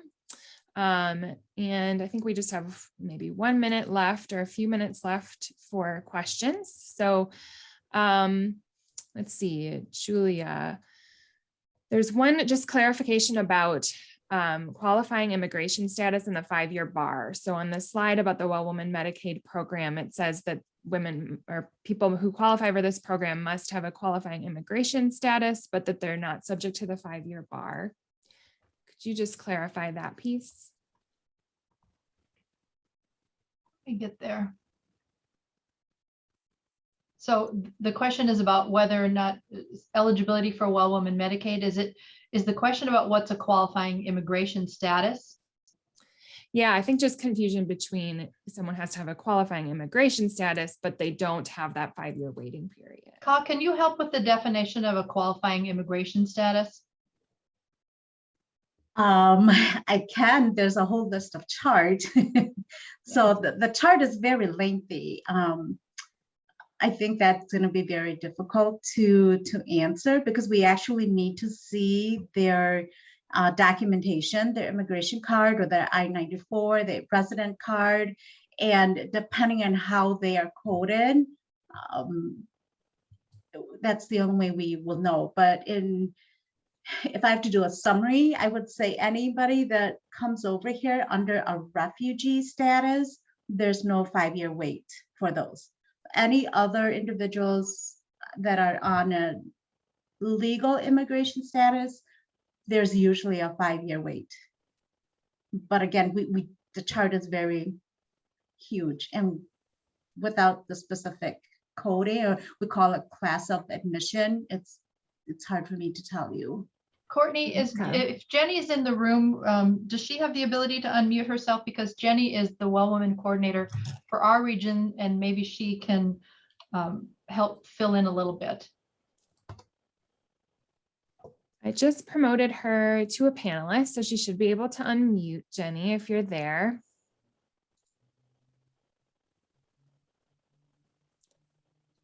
Yes, I am here. Can you hear me? Yes, we can. hi Jenny. All right. Hello. So we have some confusion about eligibility for the Medicaid piece of our Yep. program. Yep. Okay. Well, this individual that had the question, it was just, what was her confusion? This one is just about the difference between having a qualifying immigration status and whether they still need to meet that 5-year waiting period, even Yes, if they have a would. qualifying immigration Yes. status. So we may just need to clarify this slide a little bit, and we can do that and follow up in questions then. Okay. But we are at 10:30, Julia. So I think what we'll do is take down the questions that we have left. And if you guys are open to it, we can try and follow up with those, some on Friday and then potentially some via email after that as well. All right. Thank you. And thank you, Ka and Sai, so much for your expertise and sharing today. Thank you You're for having welcome. us. Have a good day. Bye-bye. Yes, thank you so much. Really terrific information, and just the wealth of questions shows that this is definitely needed information, and for sure we'll do what we can to get the rest of those questions answered. So right now we have a 15-minute break. Leave the link open. We'll see you all back here at 10:45. Thank you. All right. Welcome back, everybody. It's 10:45, so I think we'll go ahead and get started with this closing session of the conference. While our speaker is getting their slides up and going, I just thought I'd do a quick introduction. You've made it. Thank you for coming and joining us for this last session of the main conference. Adam reminded me this morning, this is not the end of the conference. Don't forget about those office hours and study sessions that we have available on Friday. But for the main conference, and for those of you who have been attending over the past 2 weeks, thank you so much for joining us today. We are planning to close out this main conference today, looking ahead to open enrollment in 2022 and beyond. We're going to reflect a little bit on all that we've learned from the recent 2021 special enrollment period. And also we'll highlight some of the key policy and programmatic changes that are coming about for this open enrollment that will make this yet another really big year for all of us. We've touched on a lot of these kind of big policy changes throughout the conference, but we hope this pulls some of those highlights together and in a way that hopefully leaves you feeling excited about the opportunities that they present for us and for consumers. So our renowned speaker we'll then also touch on some of the things that we have to look forward to that are on the horizon coming up for this fall and beyond, potentially to help us and our consumers prepare for what might be coming ahead. So speaking of that speaker, we are welcoming Tara Straw back to close out our conference today. Those of you who joined us for the QHP panel earlier in the conference saw Tara moderate that session. She is the Director of Health Insurance and Marketplace Policy at the Center on Budget and Policy Priorities, or CBPP. And in her work there, she primarily focuses on tax-related health issues, including the Affordable Care Act's premium tax credit, employer-sponsored health coverage, and health reimbursement arrangements. And she leads the center's Beyond the Basics project. So those of you who may have been attending those webinar series that they've been doing or use the Beyond the Basics resources in your work, they are a wonderful resource for all of us. And so Tara works with that program and really has a focus on training enrollment assisters on health insurance marketplace operations and enrollment policies. So welcome, Tara. Tara has been a great resource and partner to Wisconsin for many years. So we're grateful to have you back to close out the conference with us today. Great. Thank you so much, Courtney. I just want to take a minute to thank you and the other organizers, especially Allison, who's been bearing a huge load of work. One, you all have been continuing the enrollment work because obviously, that seems to never stop. And two, you've been figuring out how to best utilize the new Navigator funds, which is an exciting opportunity, but also a huge amount of work. And in your free time, you have been pulling together a really wonderful conference. So thank you to you and to the sponsors who allow you to do this. Okay, so we're going to try to close out strong by looking ahead to this open enrollment season and just a little bit about what we have in store in the future. So here's our game plan for today. We're going to talk a little bit about the record enrollment in 2021, much of it due to the American Rescue Plan and the special enrollment period that was created. We are going to talk a lot about 2022, which we hope will be a tremendous year. There are a lot of great opportunities to increase enrollment and to retain the customers that you have now. And so we'll talk a little bit about the lower premiums, the expanded open enrollment period, the automatic re-enrollment, which is a little bit of a sleeper issue, so we're going to address that. The new low-income SEP, which is a brand spanking new thing, and the end of the public health emergency, which is maybe a bit of a downer among all of the things that we have to look forward to, but it's important to know about. And then finally, we're going to look ahead to some of the legislative proposals that are out there and just touch on some of the things that are in play. So we're going to start with a poll question. In the last open enrollment period, what was the biggest client concern about healthcare.gov plans? So was it premiums, deductibles, the provider network, or some other issue that we're not thinking about? And we'll give you a moment to answer that. So it looks like premiums were, for more than half of you, were the biggest issue that you were trying to explain to consumers that they had the most concern with. That's certainly understandable. Deductibles also play a huge role. And we'll talk a little bit more about premiums, lower premiums, which you should be familiar with from the special enrollment period, but I know that not everyone works on this effort during the year. Some people are seasonal or just have other parts of their jobs that they need to concentrate on. So I'm so anxious to hear what those other answers are. So if you have something you want to type into the, Courtney, are we using the chat or the Q&A? The chat? Q&A. The Q&A. So if you want to type some of that into the Q&A, I'm so excited to hear about what your other challenges were. Okay, so we had record enrollment in 2021. It's official now. And one of the reasons that was the case is because of the American Rescue Plan. And you're going to see that abbreviated throughout here as ARP. Those discounts drove SEP enrollment, special enrollment period, enrollment in 2021. And the highlights of the ARP for the marketplace were decreased premiums across the board. And you can see on the chart there that the in blue, we have what was scheduled to be the premium. So the premiums pre-ARP. And then you can see in the orange, we have the premiums for 2021, which are also not going to change for 2022. So in the past, the numbers have fluctuated a little bit. The income percentage has fluctuated due to, the complicated formula, but let's call it inflationary increases.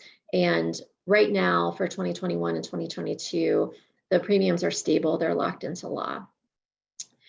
There are also $0 benchmark premiums for people with low incomes at 150% of the federal poverty line or below, or who are approved for unemployment compensation. And the premium tax credit or PTC eligibility was also expanded to people with income over 400% of the poverty line, which is about $52,000 for a single person. So a little bit about what happened in your neck of the woods. There were 33,700-ish new plan selections, which is great. But the big number is that there were nearly 117,000 existing consumers with a new or updated plan selection after ARP. So those are people who were already in the marketplace land, but decided, listen to what all of the marketing was telling them and came back into the marketplace to change or update their plan. And so that's great because people saw the discounts earlier. And that's another thing that will help with retention. People are seeing the discounts now and stay in the marketplace, then there's a higher chance that they'll stay in 2022. The average monthly premium savings was 50%, which is enormous. And that's about $75 a month for people, which is a huge pocketbook issue, especially at lower incomes. And we did see nationally a lot of people come in, the bulk of people who came in were at lower incomes. And in total, that is a savings of almost $9 million. And you can see on the right, there's a few very blurry maps. That's because HHS has the county data for new plan selections and average monthly premium savings. They just haven't shared it yet. And so this is cropped from one of their reports. So apologies for the quality of the graphic, but you can see the darker counties are the ones with more new plan selections or a higher average monthly premium savings. Nationwide, it was a huge year. There is officially record enrollment. This is the highest enrollment has ever been in the marketplaces, and that's nationwide. There were 2.8 million people who newly signed up for coverage nationwide, and 8 million existing enrollees came into the saved $537 million. So those were people who came back into the marketplace or were automatically re-enrolled. A lot of state-based marketplaces just automatically bumped up their consumers. It took a while for the federal marketplace to do the same, and even then they couldn't do it for everyone. But 8 million people either coming back or having their savings applied automatically is enormous. And if you do want to see any of the other enrollment figures, and there are so many of them in the report that I linked to there. And costs are down. As we said or as you saw in Wisconsin, nearly half of healthcare.gov consumers with new plan selections had a monthly premium of $10 or less. And that compares with only 25% having a premium of $10 or less during the same period in 2020. So people are getting a really good deal. And consumer cost sharing also dropped. And so this wasn't actually due to a change in law. There was nothing in the ARP that changed cost sharing. What we saw though is a couple of things. One is that this is for new consumers, and a lot of the new consumers who came in were coming in at lower income levels. So these were people who thought that marketplace coverage was unaffordable to them. And for whatever reason, maybe it was the $100 million advertising campaign, maybe it was, some of the other forms of outreach, and certainly it was because of your efforts. The new people who were coming in were disproportionately lower income in need of insurance, and so their cost sharing dropped from $750 on average in 2020 to $50, which is enormous. Another factor that probably comes into that is that some people who came back to shop in the marketplace maybe bought up. So if they were enrolled in a bronze plan because that was the premium they could afford, then all of a sudden a silver plan might have been affordable. And maybe they found out they were eligible for CSRs, cost sharing reductions. So altogether, it was a good result for people as far as deductibles and other cost sharing were concerned as well. And here's just another look at the savings. And so this is a little bit of what I was talking about with people coming in at lower incomes for the plan selection, new plan selection. So you can see that during this SEP, the bulk of people had lower premiums. Oh, sorry about that. Had lower premiums 3 times what would happen, what has happened in the open enrollment period. And you can see across the board, there were fewer people at higher premium ranges and more people at lower premium ranges. Redeterminations in 2021. As I said, a lot of people returned to the marketplace to get their discounts. Others were automatically redetermined.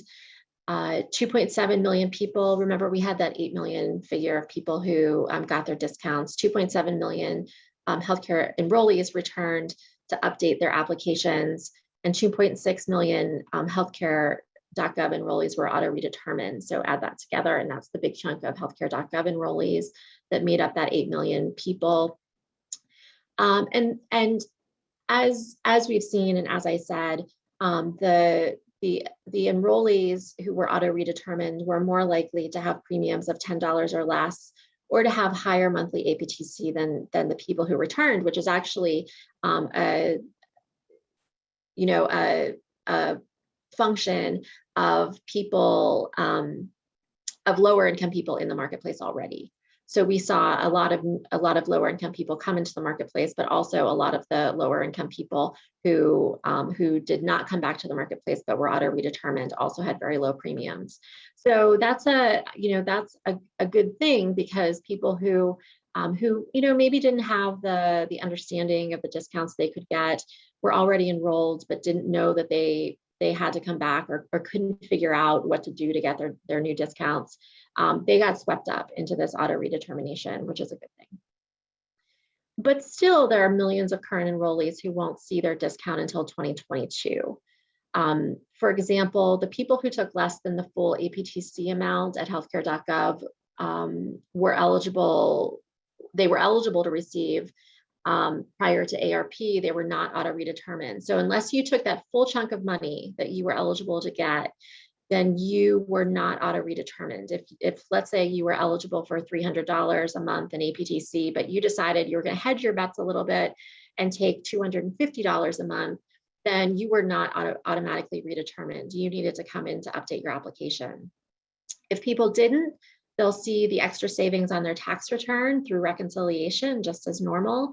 And they will, of course, see their discounts for 2022. So let's go to a few more poll questions because I love these. With the ARP's lower premiums in place for 2022, what do you think clients' biggest concern will be this year? So you said for last year it was premiums and then to lesser extent deductibles. So what do you think it will be for 2022? We'll give you a minute to answer that. And Tara, just while folks are answering that question, a few of the people who commented in the Q&A about their kind of other responses, we had folks say total max out-of-pocket costs was a concern last year, prescription coverage, and one of our rural partners from Northwest, SEP, also spoke to the unique concerns in rural areas, and that networks are especially a concern there, of course, but all of those were a concern in the more rural areas of the state. Thank you, Courtney.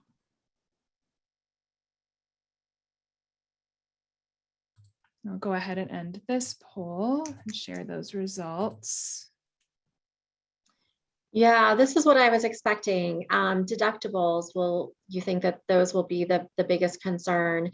And I'm not surprised to see that, to see the premium and deductible numbers reverse, because obviously the ARP lowered the premiums. Whether people learn that in 2021 or not, they'll learn that for 2022. And it didn't touch the deductibles. But again, a lot of people did see lower deductibles because of the plans they choose to buy. And we're going to talk about that a little more coming up.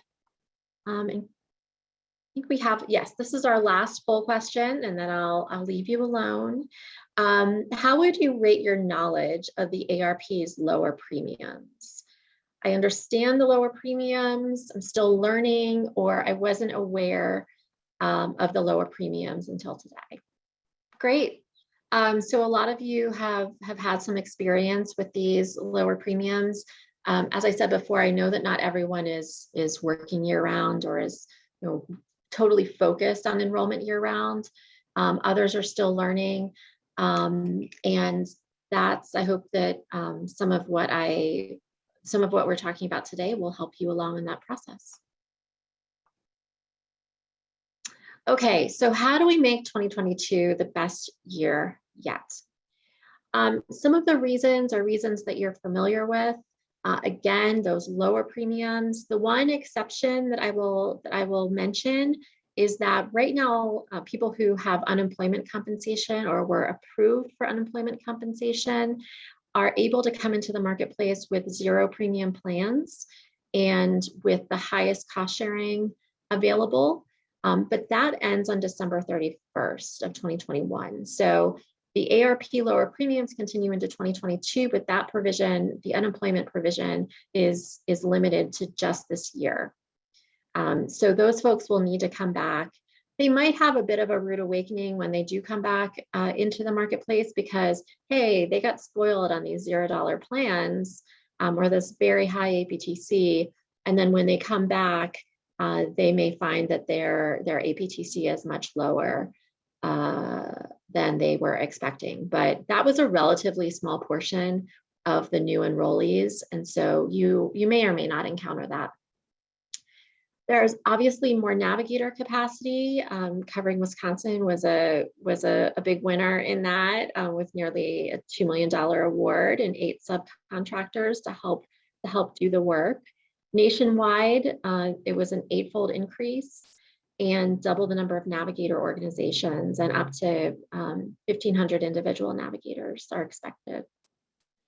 The marketing campaign was huge. It was nationwide. I know I saw it a lot on Hulu. I don't know if you all saw the ads too.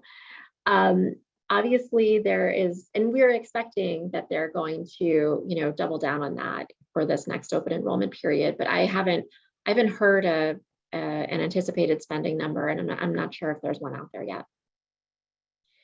There will also be a longer open enrollment period, as you've probably heard. It's been extended to January 15th, so it gives people an extra month to come into the system. It is, that's a permanent change. And by permanent, I mean that it is there until they change it, which is true for all regulations, which are, not so hard to change, we found out. But this is ongoing. It's not just for this next open enrollment period. So you can expect that going forward, at least, probably for the next several open enrollment cycles, that the closing date will be January 15th. And of course, that gives us more time to get existing enrollees in and to attract new enrollees.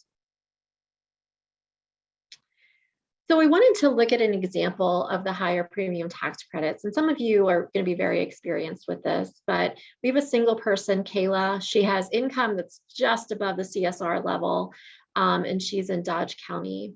You can see that her bronze plan, she did a PTC of $239, and that meant that she had a bronze plan offer at $151 a month. She had a silver plan offer of $264 a month. That PTC represented or was calculated based on 9.06% of her income. And so she's still paying quite a bit in the marketplace, even though she only has income of $35,000.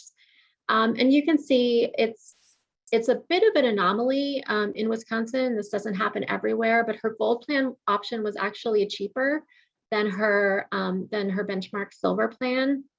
That has to do with some complicated reasons called silver loading, and it's not worth explaining because it's all baked in now. But the lowest cost gold plan obviously has a lower deductible.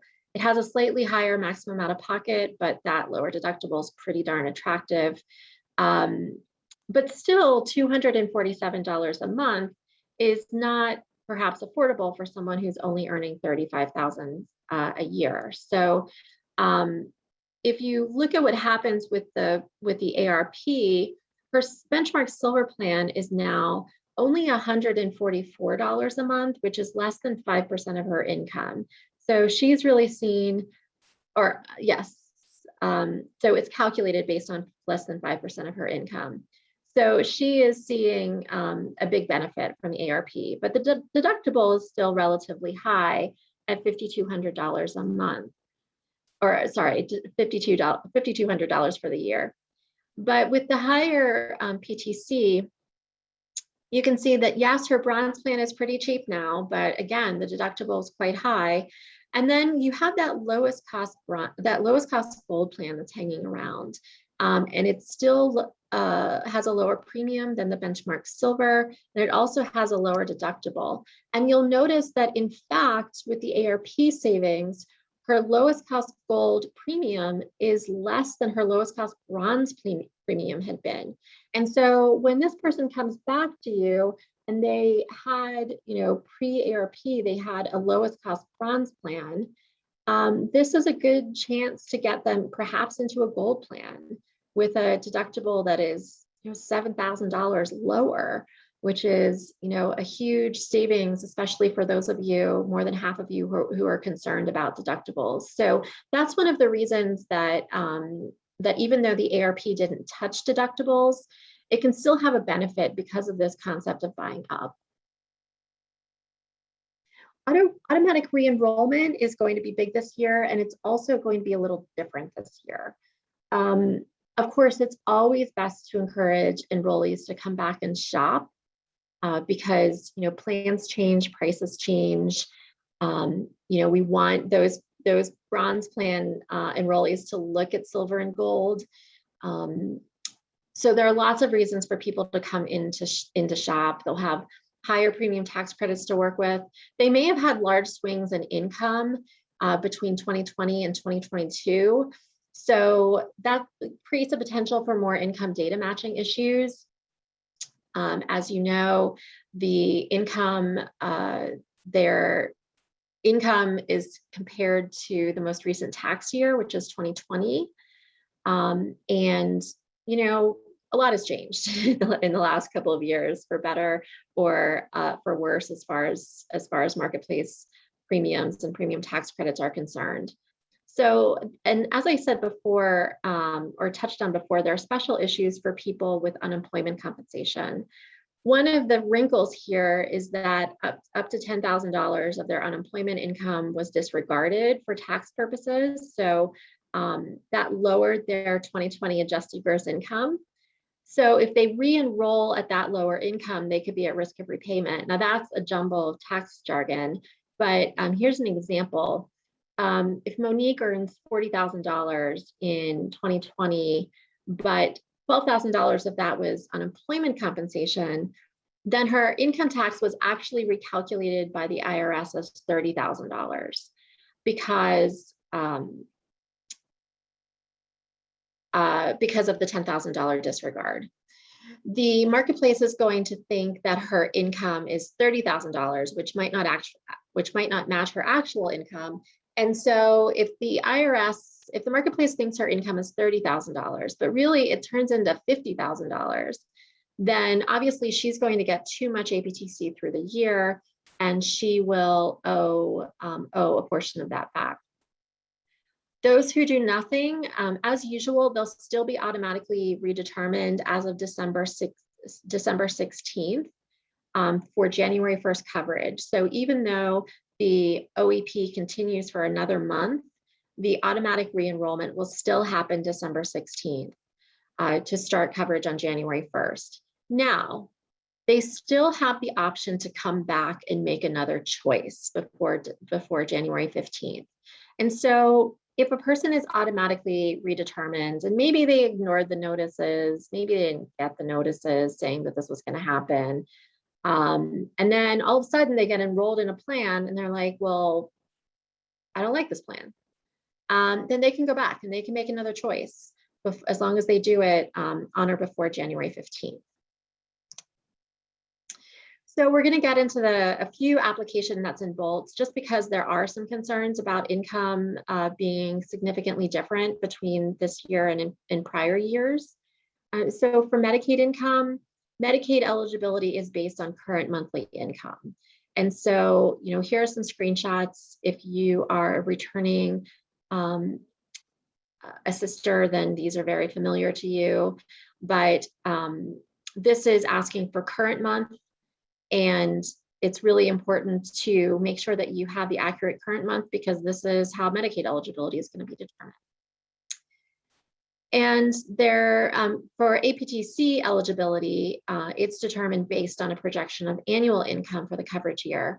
And that annual income is initially going to be calculated as monthly income times 12. But that just might not be accurate. And it isn't accurate for a lot of the low-income consumers that we help, because many have fluctuating income, many have multiple jobs and can't quite predict their income. And so for many people, that's just not right. And if that's not right, I know that conventional wisdom has been to make it right, to go back and sort of fudge monthly income to get to the right annual income, but that actually isn't the way you're supposed to do it. You can change the annual income and correct it without adjusting the monthly income. So you make sure you get the same, so you make sure that both the monthly income Medicaid determination and the annual income APTC determination are accurate. And there is one old tool that's been improved and one new tool, new-ish tool that is available.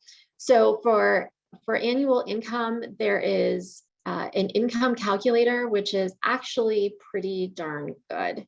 I've tested it out in numerous ways, and it's really come up with the right answer. Unlike that, multiplying the monthly income times 12. So there's a drop-down box for the different types of income. You can say how often and the amount of that income. And you can also say the income start date and end date. Now, previously, they had asked for that, and I think they still ask for that in the sort of the body of the application, but frankly, it didn't do anything. It didn't actually end the date. So if you said that you had unemployment and it was going to end in, September, it would just keep on calculating it for the entire year. So it was wrong. But this is actually correct. It uses the information that you put in, and then it spits out a total there at the top. You can see we didn't follow this through, but it spits out a total income that you can then go back in and populate the application. And it also allows you to print it as a PDF, which is pretty great. So you can allow people to take it home with them and see what their sources of income were. What was your guesstimate for 2022? And, if people are really in a position to pay attention to that, it's a good chance for them to say, to reflect and say, okay, well, back in November, I thought my income was going to be this, but now it's June, and this just doesn't seem right. It's too high, it's too low. And so they have this thing that they can take away with them that's very clear about how they came up with their income projection, and they can make changes at the marketplace. There's another tool, which is an older one, and that allows you to put in income by month. And then once you've done that, you can come back and enter in the income for the year. So getting back to some of the bigger picture policy issues that are going to impact us in 2022, there is a new SEP for people with income that is at or below 150% of the poverty line. And this is another, quote, permanent change. So this is something that's going to stay in regulation until it's changed. There is a catch, though. This is only going to apply in years where the, quote, applicable percentage is 0% for people at 150% of the poverty line. Now, right now, that's only 2022. The applicable percentage is the percentage of income a person pays toward their premium. And so, this is the percentage that goes from 0 to 8.5. Well, this SEP is available for people who have an applicable percentage of 0, but this is only for 2022 right now. And we're going to talk later about the potential for it to be longer, but right now we're only looking at 2022. So while the SEP will stay in law, it's only good if the enhanced subsidies are extended. So what does this SEP allow someone to do? It basically lets a low-income enrollee come in at any time. So it's considered a monthly SEP, and all you have to do, you will have to say that you have income below 150% of the poverty line. There will be the standard potential for an income data matching issue that you need to resolve, but people will be able to get into the marketplace. They'll also be able to have an accelerated coverage effective date. And so that's the 15th of the month rule that usually applies, that won't apply here. So as you know, if someone enrolls on or before the 15th of the month, they get coverage the first day of the following month. If they enroll the 16th or later, they have to wait until the second following month to have their coverage effective. But the healthcare.gov is actually chosen to accelerate that. So if you enroll, make a plan selection, anytime during the month, your coverage will be effective the first day of the following month. It's going to be based on income attestation. There's going to be no pre-enrollment verification. So sometimes with SEPs, you have to submit documents in advance before you can get the SEP. That's not going to be the case here. It's just going to be based on attestation. It'll be available through the healthcare.gov application. So you don't need to call the call center for it and talk to someone who has no idea what you are talking about. Be available right through the application, which is a great thing.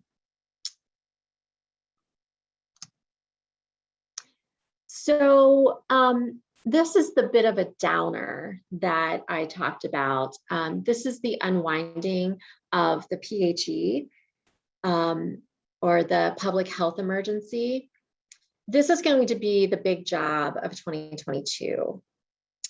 At the end of the PHE, enrollees who have benefited from the continuous coverage requirement will have their eligibility redetermined. So it has been the case that people who have enrolled during the COVID emergency have been able to stay enrolled, even if their income changes, even if their circumstances change, as long as they haven't moved out of state, they're able to stay enrolled in Medicaid. And Medicaid hasn't come back to them and said, okay, remind us who you are, what is your income, we need to verify you again. That hasn't been happening, but it is going to start to happen again. And we don't know the date yet. I think you might have heard a little bit of this from directly from Medicaid earlier in this conference. But there are a couple of reasons main reasons that people could fall off Medicaid. Either they're just flat out no longer eligible.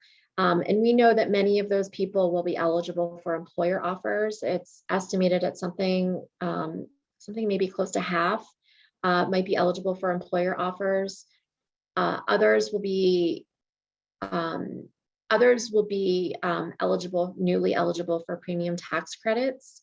But there are also a number of people, many people potentially, who could fall off Medicaid for administrative reasons, even if they are still eligible for Medicaid.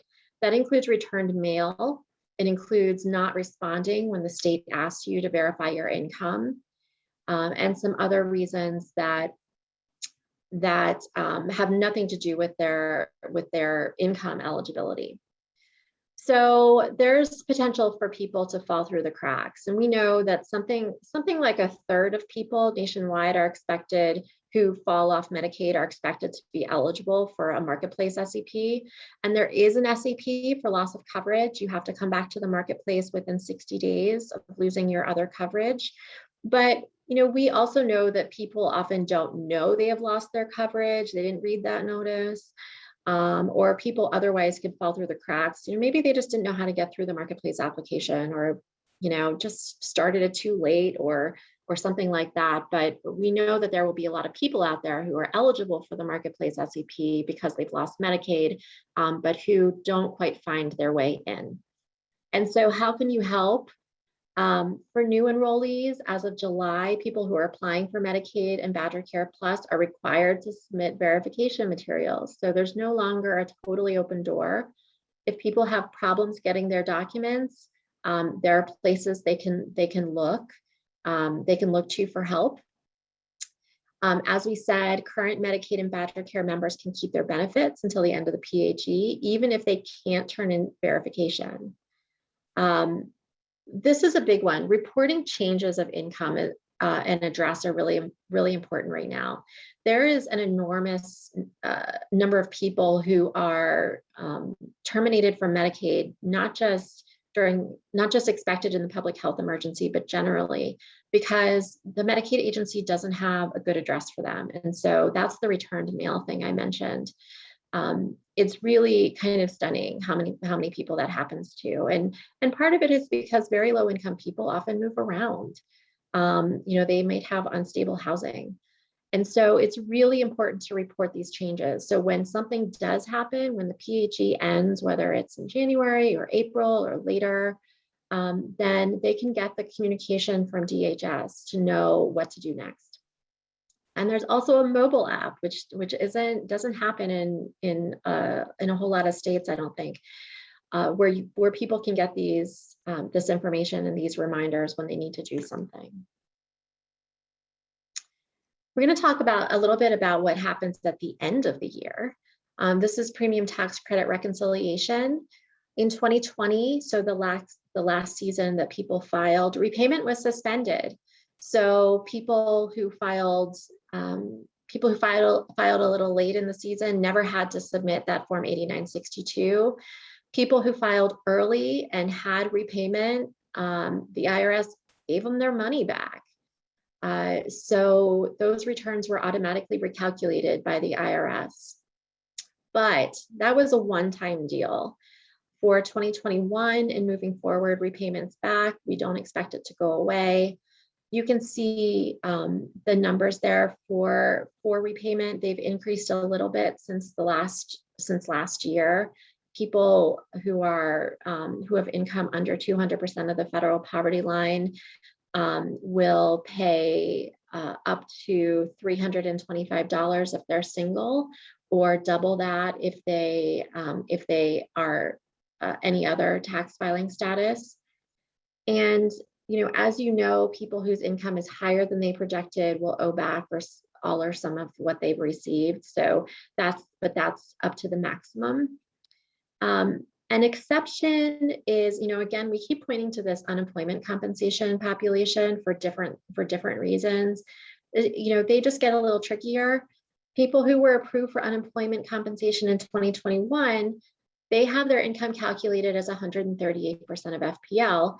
So that is why they get the $0 benchmark premium. That is why they get the higher cost sharing, no matter what their income is.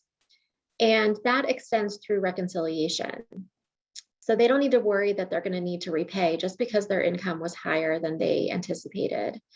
So that's regardless of their actual 2021 income. They could have become millionaires by the end of the year, but for simplicity's sake, we're just saying if you were approved for unemployment compensation, then you are going to get to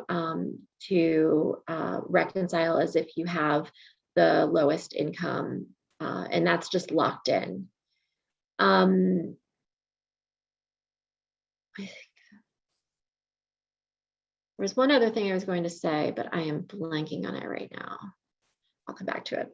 Oh, so you'll notice that the 400% and above is not changed, that they are still required to make full repayment, even though they are now eligible for a premium tax credit. So before it made a little more sense, right? Because people who crossed that eligibility threshold, okay, so you weren't eligible, you got to pay back. But now they are eligible. So why do they have to pay the full premium, the full APTC back?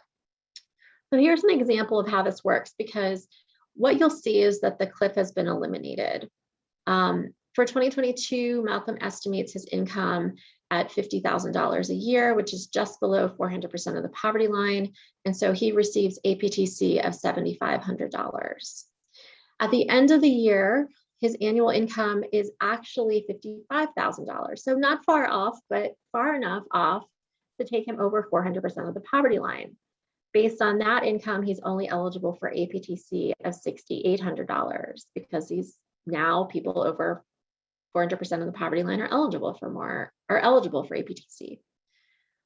There's no cap for people whose income is over 400%. And so he's worried he needs to repay it all. And previously he would have had to repay it all.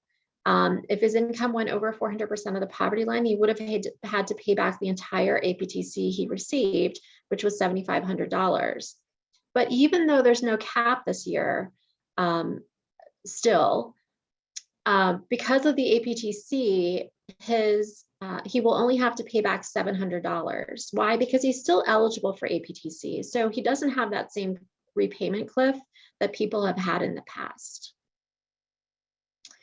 I just want to touch briefly on this other thing that you're going to possibly hear about, or that you might want to tell consumers about, especially consumers who come back to you. Maybe they're not so familiar with using their coverage, and part of your job as navigators or as assisters, as community health center workers, is to help people understand not just how to get their insurance card, but how to use it.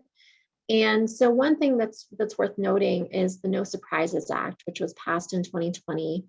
It bans balance billing, which is also called surprise billing, and says that someone can only be charged in-network cost sharing when they receive out-of-network emergency care, other than ambulance services, or are treated by an out-of-network provider at an in-network facility.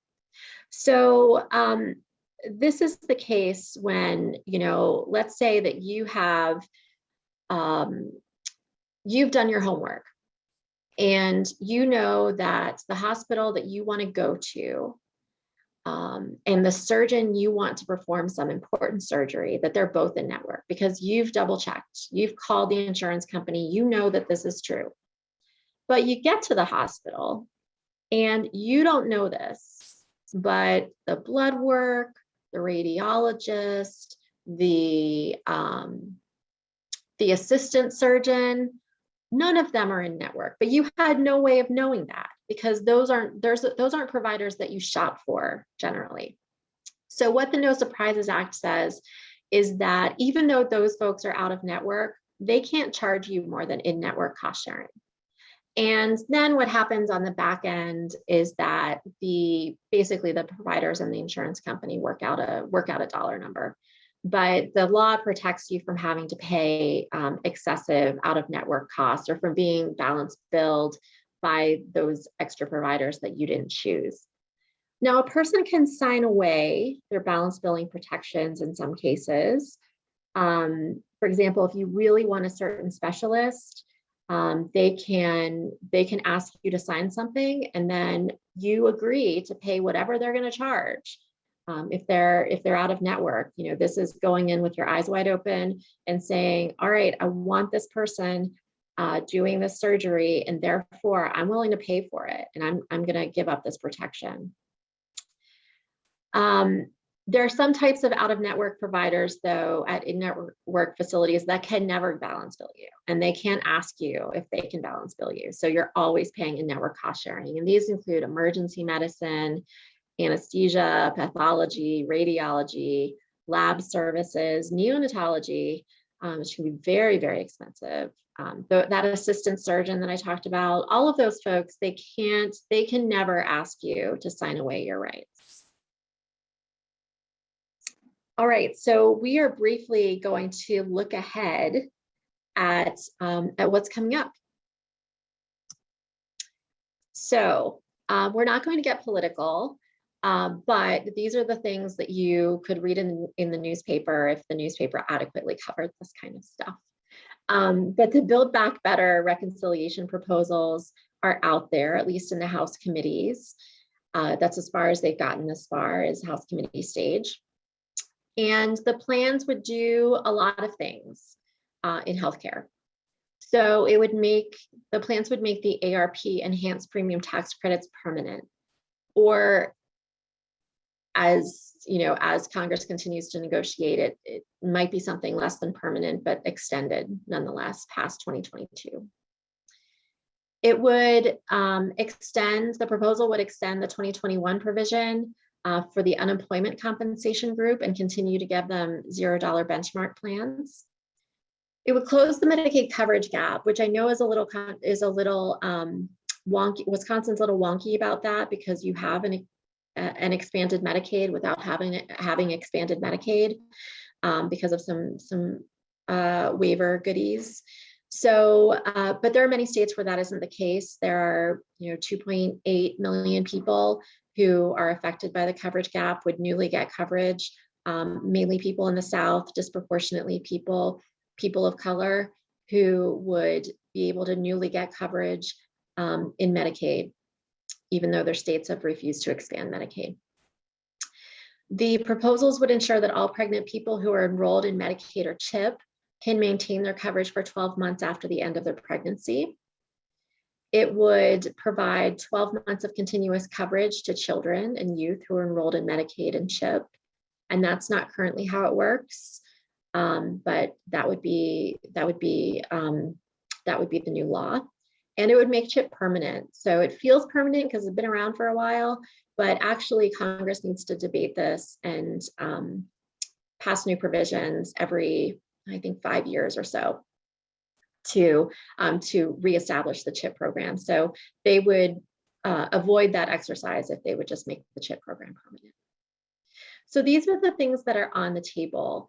It's pretty clear that they're not going to get all of them through because some of them are very expensive. And when you add them all up, you're talking an awful lot of money.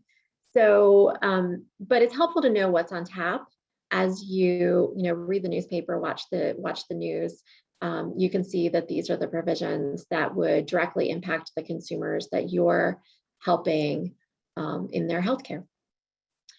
So I want to do a quick plug for our Beyond the Basics series, where we have a lot of conversations like this and break down some of the more complicated issues. We have one on plan selection. We also have one this week actually on plan design, which really goes into the nitty gritty of deductibles and how they apply, and really tears apart that with some very good examples. We have something coming up on redetermination and renewals, including all the notices people will get. And then we're going to try to put all of that stuff together and kind of go A to Z with a few examples. We have those trainings, but we also have resources, desk aids. I saw some folks in the Q&A asking about FPL charts. We have one, and I'm sure that there are other good ones out there too, but we have one. It's called Yearly Guidelines, and it's available at our website, healthreformbeyondthebasics.org. Don't be too horrified by the website. We have a jazzy new one coming up in a couple of weeks. We're very excited about it. We also can field some individual questions. You are so lucky that you have such a great resource in your statewide coalition. But if you ever want to play Stump the Professor and send us a question about a particularly hard case, we're always willing to try to help. And I think that we're ready for questions. Awesome. Thanks so much, Tara. This is a great kind of way to close out, looking at some of the big, I think you said, kind of banner policy issues that we have to look forward to. So we just had a few clarifications come in the Q&A. One, I think you did cover, but I just wanted to reiterate the reconciliation for folks above 400% of the poverty level. So I think you hit on that the cap was removed, or there is no cap for folks at that level, but because of the American Rescue Plan, folks may not have to pay back their full premium like they used to. But if you could just kind of reiterate that message. Sure. The reconciliation provision is exactly the way it was. So they didn't do anything to change it, which means that there's no cap on repayment after 400% of the federal poverty line. However, there's also no sharp cliff anymore. So it's not as though once you go over 400%, you just lose your APTC entirely. You are going to have that sort of, graduated loss of APTC. So, someone who goes over 400% will still have to pay something back, but it's not going to be, these like thousands of dollars that we've seen in the past, unless they really, really sail past 400%. So it's going to be, I think much kinder in some of these cases we see of real hardship where people just take over that 400% and then need to pay back a ton of money. We shouldn't have that this year.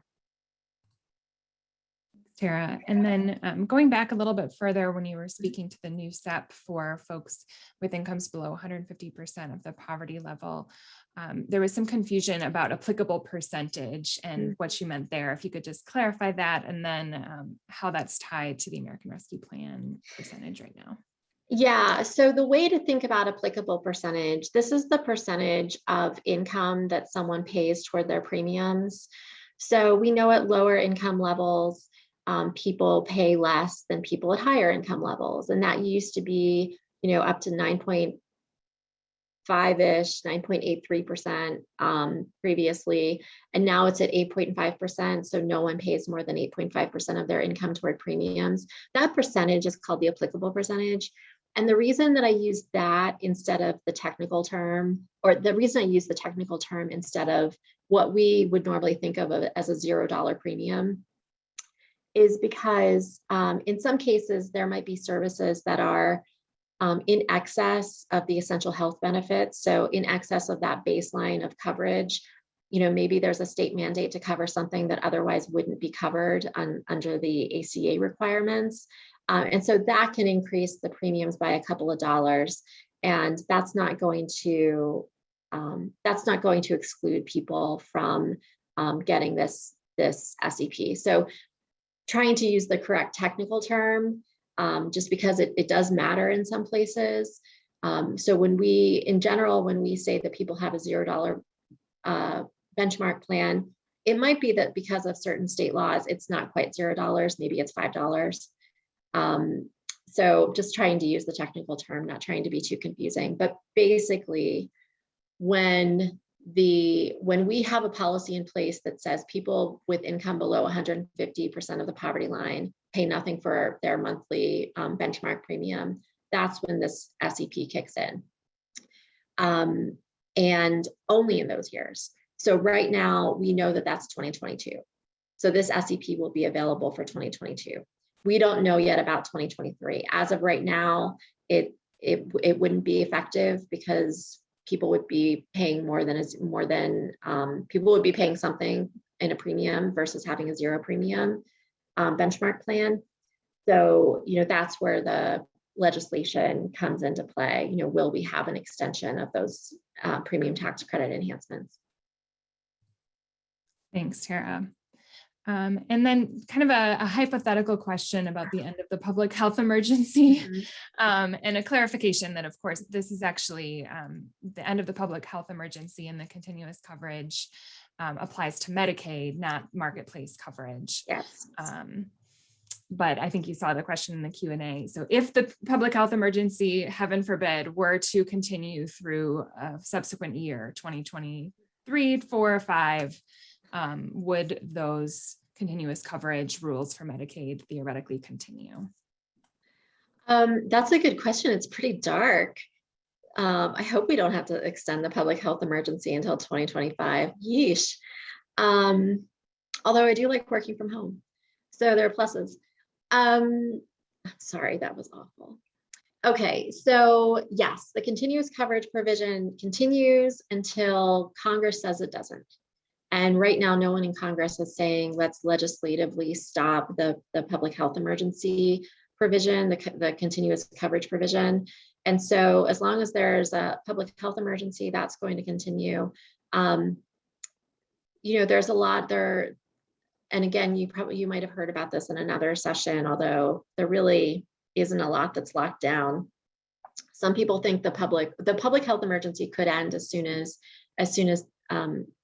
January, the end of January, I think, or it could extend until April or be extended again or extended again. And so we don't really know when in 2022 they'll actually end it. But I think conventional wisdom is that it will be sometime in 2022.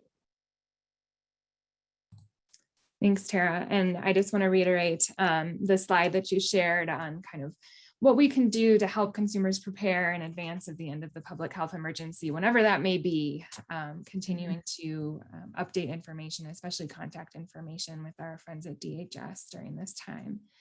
And we don't have too many more questions right now in the Q&A, so I'm going to give folks a few more minutes to ask questions if they have one, and throw out one of my own too, if you don't mind. Sure. One of the questions we've been considering, and you touched on this a little bit, but maybe you can just talk it through in a little more detail, is how the extension of the open enrollment period impacts coverage effective dates. So if that, in previous years when there has been a longer open enrollment period, folks still needed to sign up by December 15th to have that January 1st coverage effective date if they're signing up for the first time. And it sounds like that may have changed. So can you walk through that a little bit and maybe tie it into what the points you made about re-enrollments as well? Sure. And actually that hasn't changed. So so people who come in, let's say you have a plan selection on December 16th, you will not get coverage until February 1st. So the regular effective dates are still locked in. But even though you have that coverage starting February 1st, you still have until January 15th to choose again. And so if I'm that person who comes in December 16th, I make a plan selection that day, I find out from my eligibility determination notice that coverage will start February 1st. I go home, I think about it, the holidays are over, still thinking about it. I come back to you January 15th and I say, I don't like this plan. I don't want this plan. I want a different plan. People can still do that. So people have the ability to change their plans. Now, if someone comes back on January 15th, according to regular coverage effective dates, they can still get coverage February 1st. It'll just be a different plan. So people do have some flexibility. They have the flexibility to change their mind They have the flexibility if they've been auto re-enrolled to come back before January 15th. That gets a little more complicated because let's say that you miss the December 15th deadline, or if you miss December 15th, you sort of let your insurance ride, you're re-enrolled as of January 1st. Then you find out you don't want that plan anymore. You just change your mind. Then you can come back before January 15th, but you will still have had that month of January coverage. If you don't come back before December 15th, you will still have that month of January coverage to deal with. So you would have coverage in plan A, and then you can reselect for February plan B, but it's not going to, but you're still going to have that, 2 different months of coverage, or 2 different plans, standard months of coverage. Thanks, Tara. And then I think this question gets at a little bit of an additional nuance and kind of where some of the question I think is coming from, because during the special enrollment period we just had, of course, folks could sign up, the end of the month and get a coverage effective date right at the first. So this question is, if you have, a special enrollment period due to loss of coverage on 12/31, would you get a January 1st coverage effective date? Oh, that's a really good one. I think so. So one of the resources that we have through Beyond the Basics is a chart of SEPs and their effective dates. And so I would want to consult that to see if there is a loss of coverage SEP, whether it's the accelerated effective date or whether it is whether the 15th of the month rule still applies. So that's a really good question. I think that the person would be able to get January 1st coverage, but not if that would be like, for instance, if you're losing employer sponsored coverage.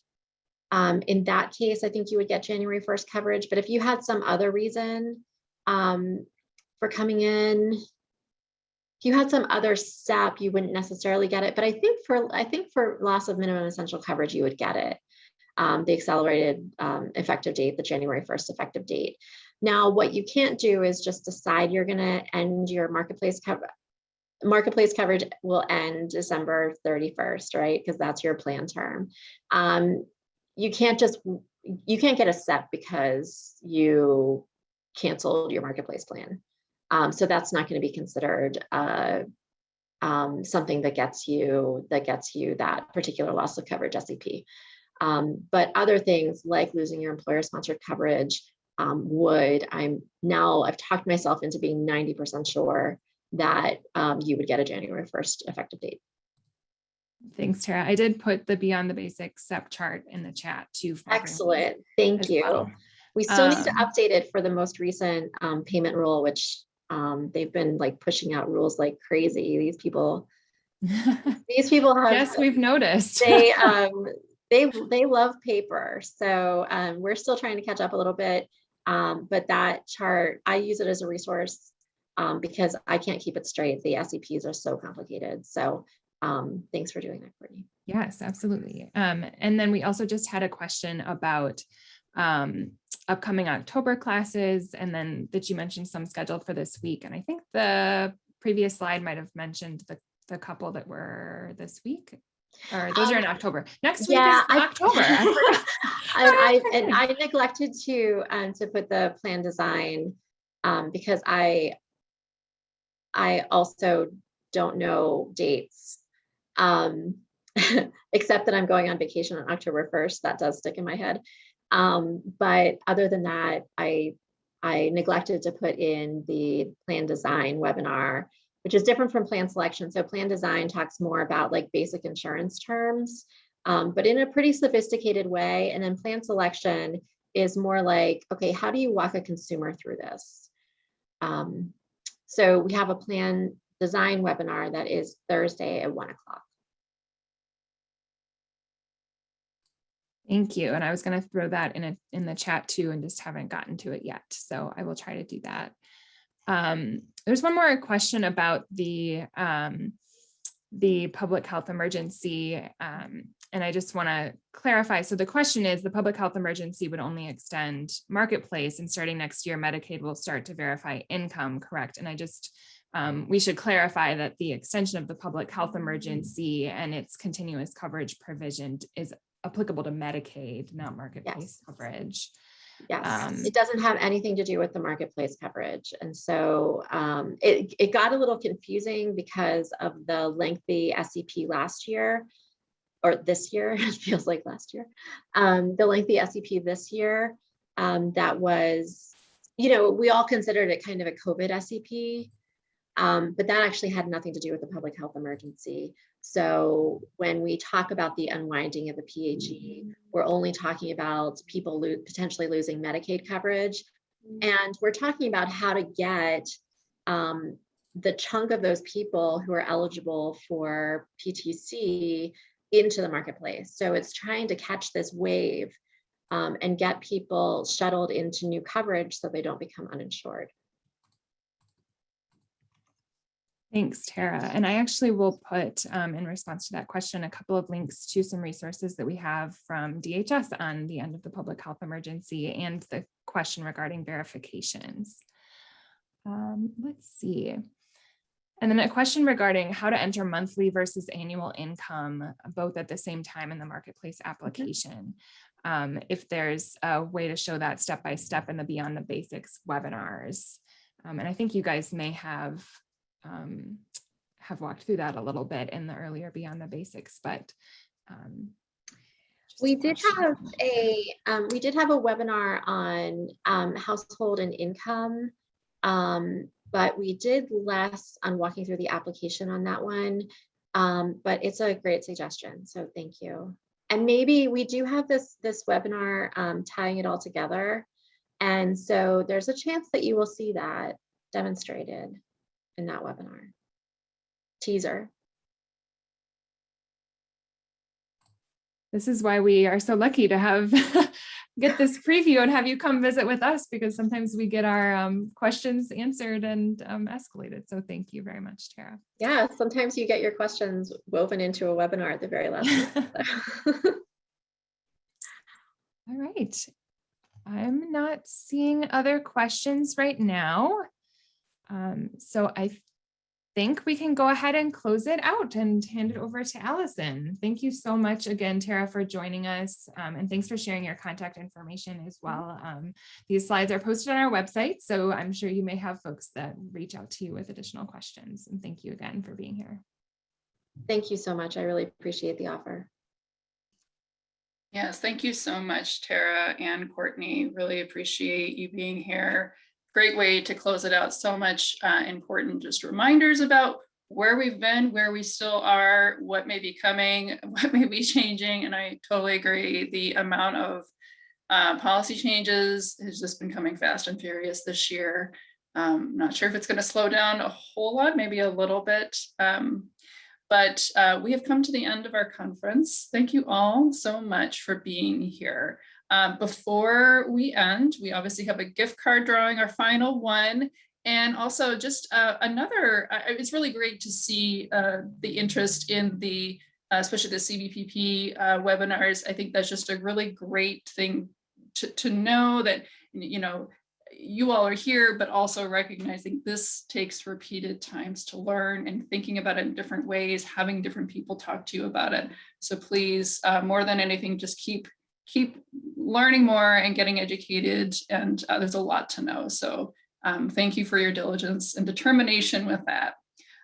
So our last thing to do for today is our final gift card recipient is Cheryl Thompson. So congratulations to Cheryl and to all the winners that we've announced. Like I said, you'll be getting an email with more information. Please do reach out if you don't, but hopefully that will all get taken care of.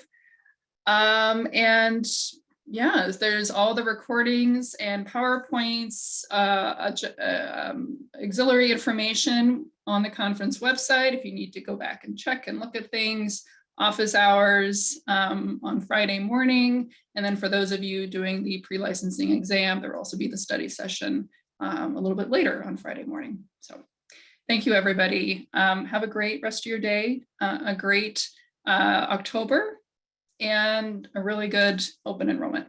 Thank you. Bye-bye.